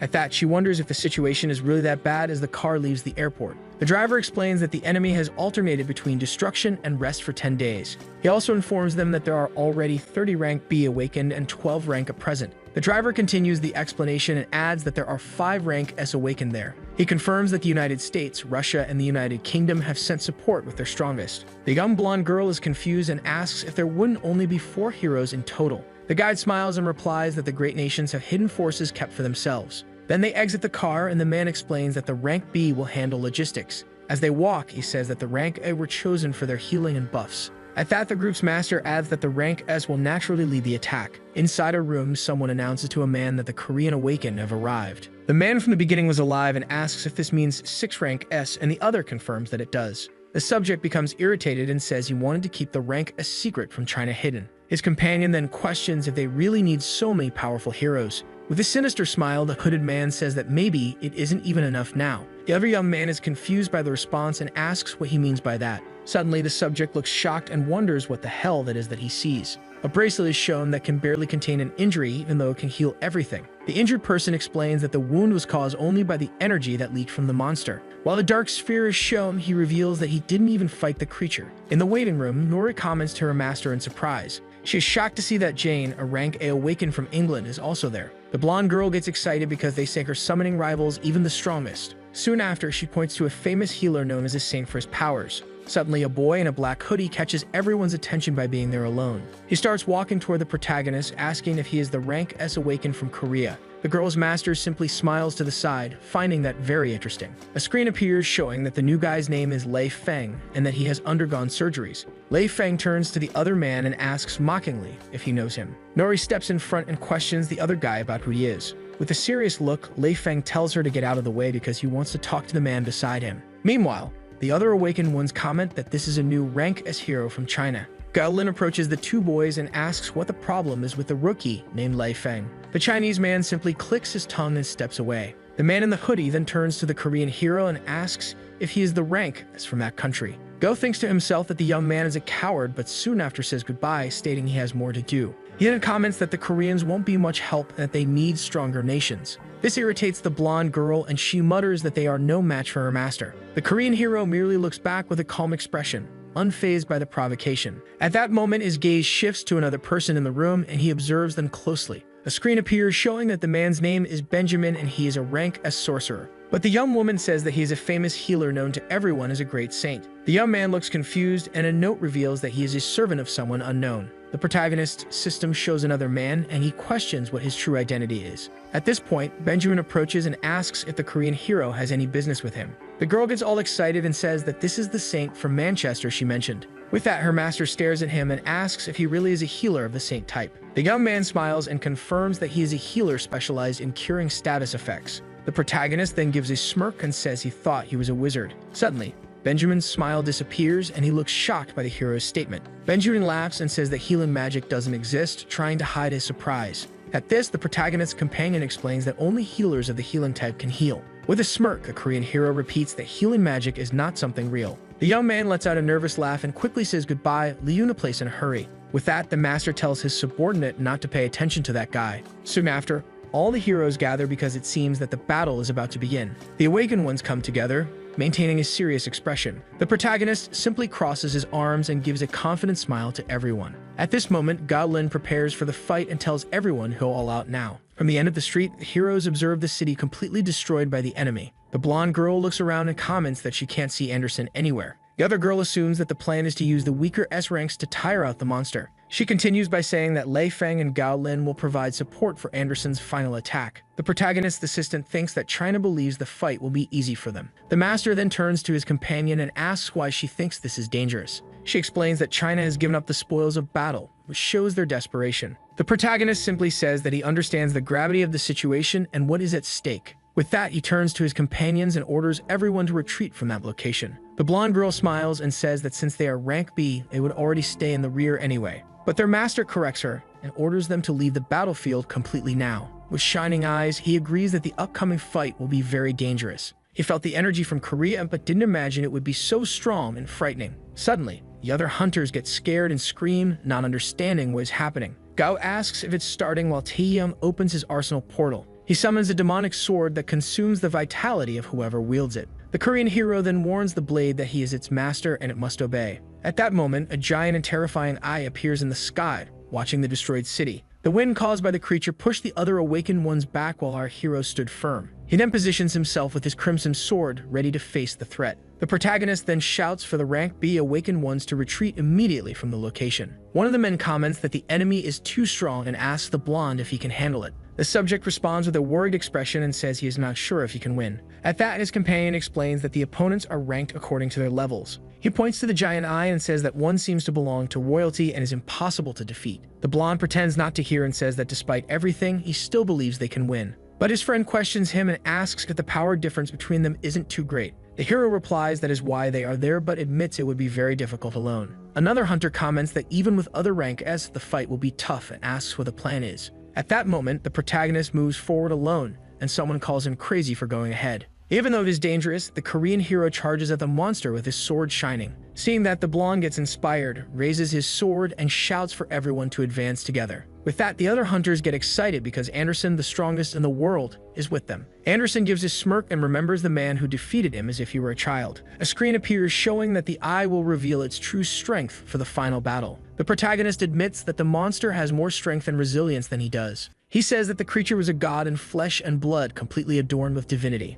A screen warns him that the divine power of the decadent fragment is dangerous upon contact. With his arm wrapped in red energy, the protagonist prepares to attack the monster. Without hesitation, he leaps into the air and delivers a powerful blow with his crimson blade. He floats in front of the giant-eyed, while everyone watches. The long-haired boy makes a face and finds the whole situation disgusting. Suddenly, black thorns emerge from the spot where the protagonist's blow landed. A screen reveals the chain of destruction, and the thorns begin to turn into small monsters. The man in the suit lands on the ground and prepares to face the new dark creatures. Then he jumps again and challenges the monsters, saying he will see who will win the fight. In the meantime, the blonde hero is completely surrounded by the newly summoned creatures. With his shining sword, he attacks, but the remnants of the monsters become rank enemies. Realizing the danger, the blonde shouts for all rank S awakens to advance now. With that, the other hunters prepare for battle and shout to hold the line. The protagonist floats in the air while dodging the dark attacks coming his way. He uses his purple aura to retaliate against the enemies that emerge from the giant eye. A hunter complains that the Korean hero messed up the plan and now they are fighting the minions. Anderson defeats the monsters and comments that he is stronger than all of them combined. The blonde asks irritably if there is anyone there who can face the creature like the Korean can. From a distance, the hero's companions watch the fight and say they can't do anything. The blonde girl then says that even so, they need to at least protect the rank B awakenings. The girl asks the other to call for reinforcements, and the blonde prepares to take action. Meanwhile, on the battlefield, one of the heroes ends up being surrounded by the creatures. He is grabbed by several monsters at once and cannot break free from them. The creatures then advance towards Gaolin, ready to attack. The hunter is shocked to see the Korean fighting with such ease. He then shouts to Anderson, saying that the awakened from that country is being overwhelmed. But the blonde realizes that even though he is strong, the Korean boy is starting to feel the pressure. Anderson becomes worried and wonders what will happen if the protagonist is defeated. A black and red tentacle attacks the protagonist quickly. He looks at his hand and is shocked to realize that his skin and muscles are decomposing. Meanwhile, the giant eye simply stares at him with a flame aura surrounding it. Angrily, the demon lord reveals his crimson wings, calling the monster a bastard. The creature then uses the gaze of madness, but the hero stares back at it without fear. With his eyes shining, he asks if the monster wants to drive him insane and activates his berserk mode. At that, the boy charges forward and shouts that he is already crazy as his attack hits the eye. The blow from the winged hero hits the eye squarely, but a magical barrier is revealed. He then begins to strike the barrier, trying to penetrate it. Seeing that nothing was working and the barrier remained intact, he dropped his sword. Deciding to try to break the barrier with his bare hands, he starts punching it. He throws punch after punch against the barrier, but nothing seemed to work. With a determined look, the young man continues attacking the barrier, determined to break through it. It was then that cracks began to form, indicating that the barrier was giving way. The protagonist's attacks create a gust of wind around him. Seeing that scene, one of the hunters is shocked and wonders if the Korean hero has gone mad. In that moment, Anderson notices that the monsters have stopped multiplying with the attacks on the giant eye. One man asks if they should help, and another says they can only fight the weaker ones. The girl attacks one of the beasts while questioning if they won't multiply again. Another hunter says that if that happens, it will be very difficult for people to retreat from there. With that, the brown-haired young man decides to join the protagonist at the front line. The blonde takes command and tells everyone to adapt their movements according to the situation. Following orders, the hunters advance through the destroyed city to the front line of the battle. Even with all the attacks, the protagonist realizes that the monster has not yet been defeated. He observes the creature's barrier and notes that despite the damage, the enemy still resists. Anderson then prepares himself and with a shout, unleashes his powerful ability, Wind Cutter. The blonde raises his sword and launches a devastating energy blast against the barrier. But to his surprise, the attack is easily blocked and he is shocked by what happened. In that moment, the Korean young man turns to Anderson and tells him that what he did was completely useless. Unfazed, another hunter charges in and starts punching the giant monster's shell. Another hunter uses all of his strength and throws a rock, trying to break the creature's defense. One of the hunters summons purple energy spikes that begin to rise from the ground. He uses the purple spears to cut the attacks from the giant eye. At that moment, red tentacles emerge and begin to pursue the hunter. From a distance, a hunter gets irritated and asks what the front line is doing upon hearing a scream. Meanwhile, one of the heroes falls to his knees on the ground, holding his injured arm. He looks at his own limb and is shocked to realize that his skin is slowly disintegrating. His companion approaches and tells him to stop crying because they need to remove the limb. One of the hunters then shouts for everyone to immediately dodge a surprise attack. The young man looks back and barely manages to evade. A red hand attacks the injured hero while the other jumps out of danger. The red hand disappears, leaving behind its victim, Mulligan, who begins to disintegrate. The other young man looks at the scene in shock, not knowing what to do. He then looks at the giant eye and realizes that they cannot defeat the creature. Anderson approaches the protagonist and asks if there really is no way to win. The Korean hero explains that it would take a century to destroy the barrier and humanity would perish. In that moment, the blonde questions if he is saying that there is no way to stop the eye monster. The young man in the suit honestly admits that there is no way to stop that. But Anderson says he will do what he can, and the winged hero agrees to advance with him. The protagonist then thinks that this whole situation was quite normal in the demon realm. The other hunters see the two and cheer excitedly that support has finally arrived. Meanwhile, the short-haired girl gathers the others and prevents them from advancing alone. In the meantime, the dark tentacles attack the group of heroes, who defend themselves as best they can. From a distance, the giant eye observes the battle and controls the attacks with its red tentacles. The protagonist gets irritated as he notices the direction of one of the tentacles. Nori was bravely fighting against the minions of the giant eye and did not notice the danger. The winged hero then flies at high speed and shouts for the girl to dodge the attack. She looks up in surprise, just as the tentacle is about to hit her. She closes her eyes, fearing the worst, but when she opens them, she sees her master. He had protected her with his wings and told her that he had instructed the blonde to dodge. The young man feels weak over his subordinate, who's frightened by her master's situation. He then says that he could crush that deity if he could use his magic there. Suddenly, a black star appears in the sky and begins to shine strangely. The hero looks up the sky and is shocked to feel a familiar energy approaching. He spreads his wings and says that finally his power has returned to him. His hand regenerates and glows with a green energy. The blonde girl is frightened and asks what that energy surrounding her master is. The hero tells her that she will see as he places his hand on her head and teleports her. Nori asks what that was, but then she is teleported before finishing her question. With a smile, he extends his hand and says that his magic has finally returned completely. Meanwhile, the other hunters run desperately trying to escape the shadowy tentacles. But the shadows are faster and begin to envelop the heroes who cannot escape. One of the hunters is captured and brutally attacked by the dark creatures surrounding him. From a distance, the eye monster observes the scene with indifference while its minions destroy everything. The other heroes look at the scene in shock, not knowing what to do in this desperate situation. Anderson drops his sword as he sees the army of minions coming in his direction and surrounding him, already fearing his end. Then he looks back, realizing something. As the creatures surround him, he sees the protagonist talking to his subordinate. Then the young man whispers just a single word, teleport. The Valkyrie leader, who was about to be attacked by the tentacles, disappears. Lei Feng, who was about to be attacked by the minions, disappears. Gao Lin, who was trapped inside a strange cocoon, also disappears.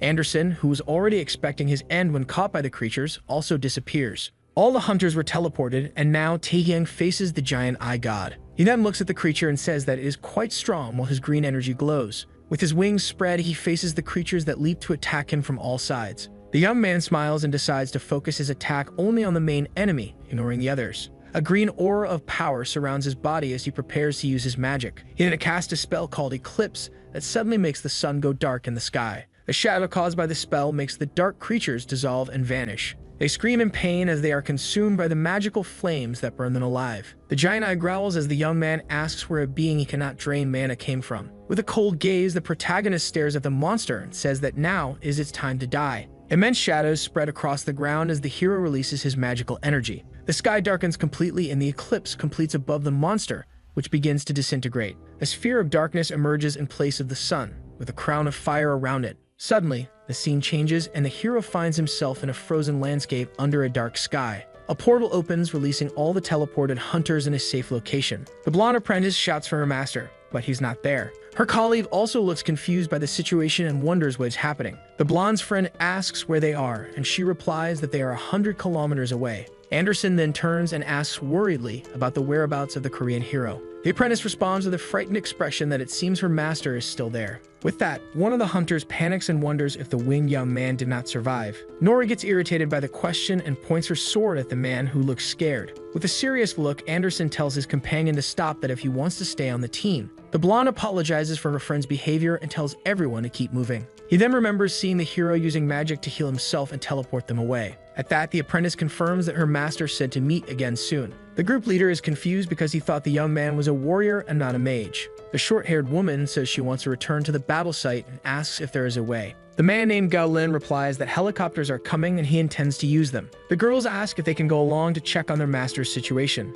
Then they bow and politely ask the man to let them accompany him. Gao Lin thinks that having such a strong ally is good and agrees to take them with him. Elsewhere, a hooded man observes the destruction and says that this is magic. He stares at the eclipse in the sky, impressed by the scale of the power that was used there. Erin approaches and says that things in China have gotten out of control. She says they need to find out who the mage is that resisted the great magic used. The hooded man orders that they contact Benjamin and find out the intentions of that mage. At that, the woman asks what they should do about Gandharva and if there is any problem. She explains that Gandharva is furious with the Korean hero for interfering with his mission. The hooded leader tells him to wait because the situation in China is already over. With that, the woman leaves and the man thinks that he cannot ruin the plans now. Back in battle, the sky clears and the protagonist commands someone to show themselves. In that moment, a small shadowy creature with a mask appears before him. The being kneels before the hero and greets him as his king with respect. The young man then tells the servant to lift his head and looks at him seriously. The subordinate explains that he does not know where the others are as he only felt the protagonist's presence.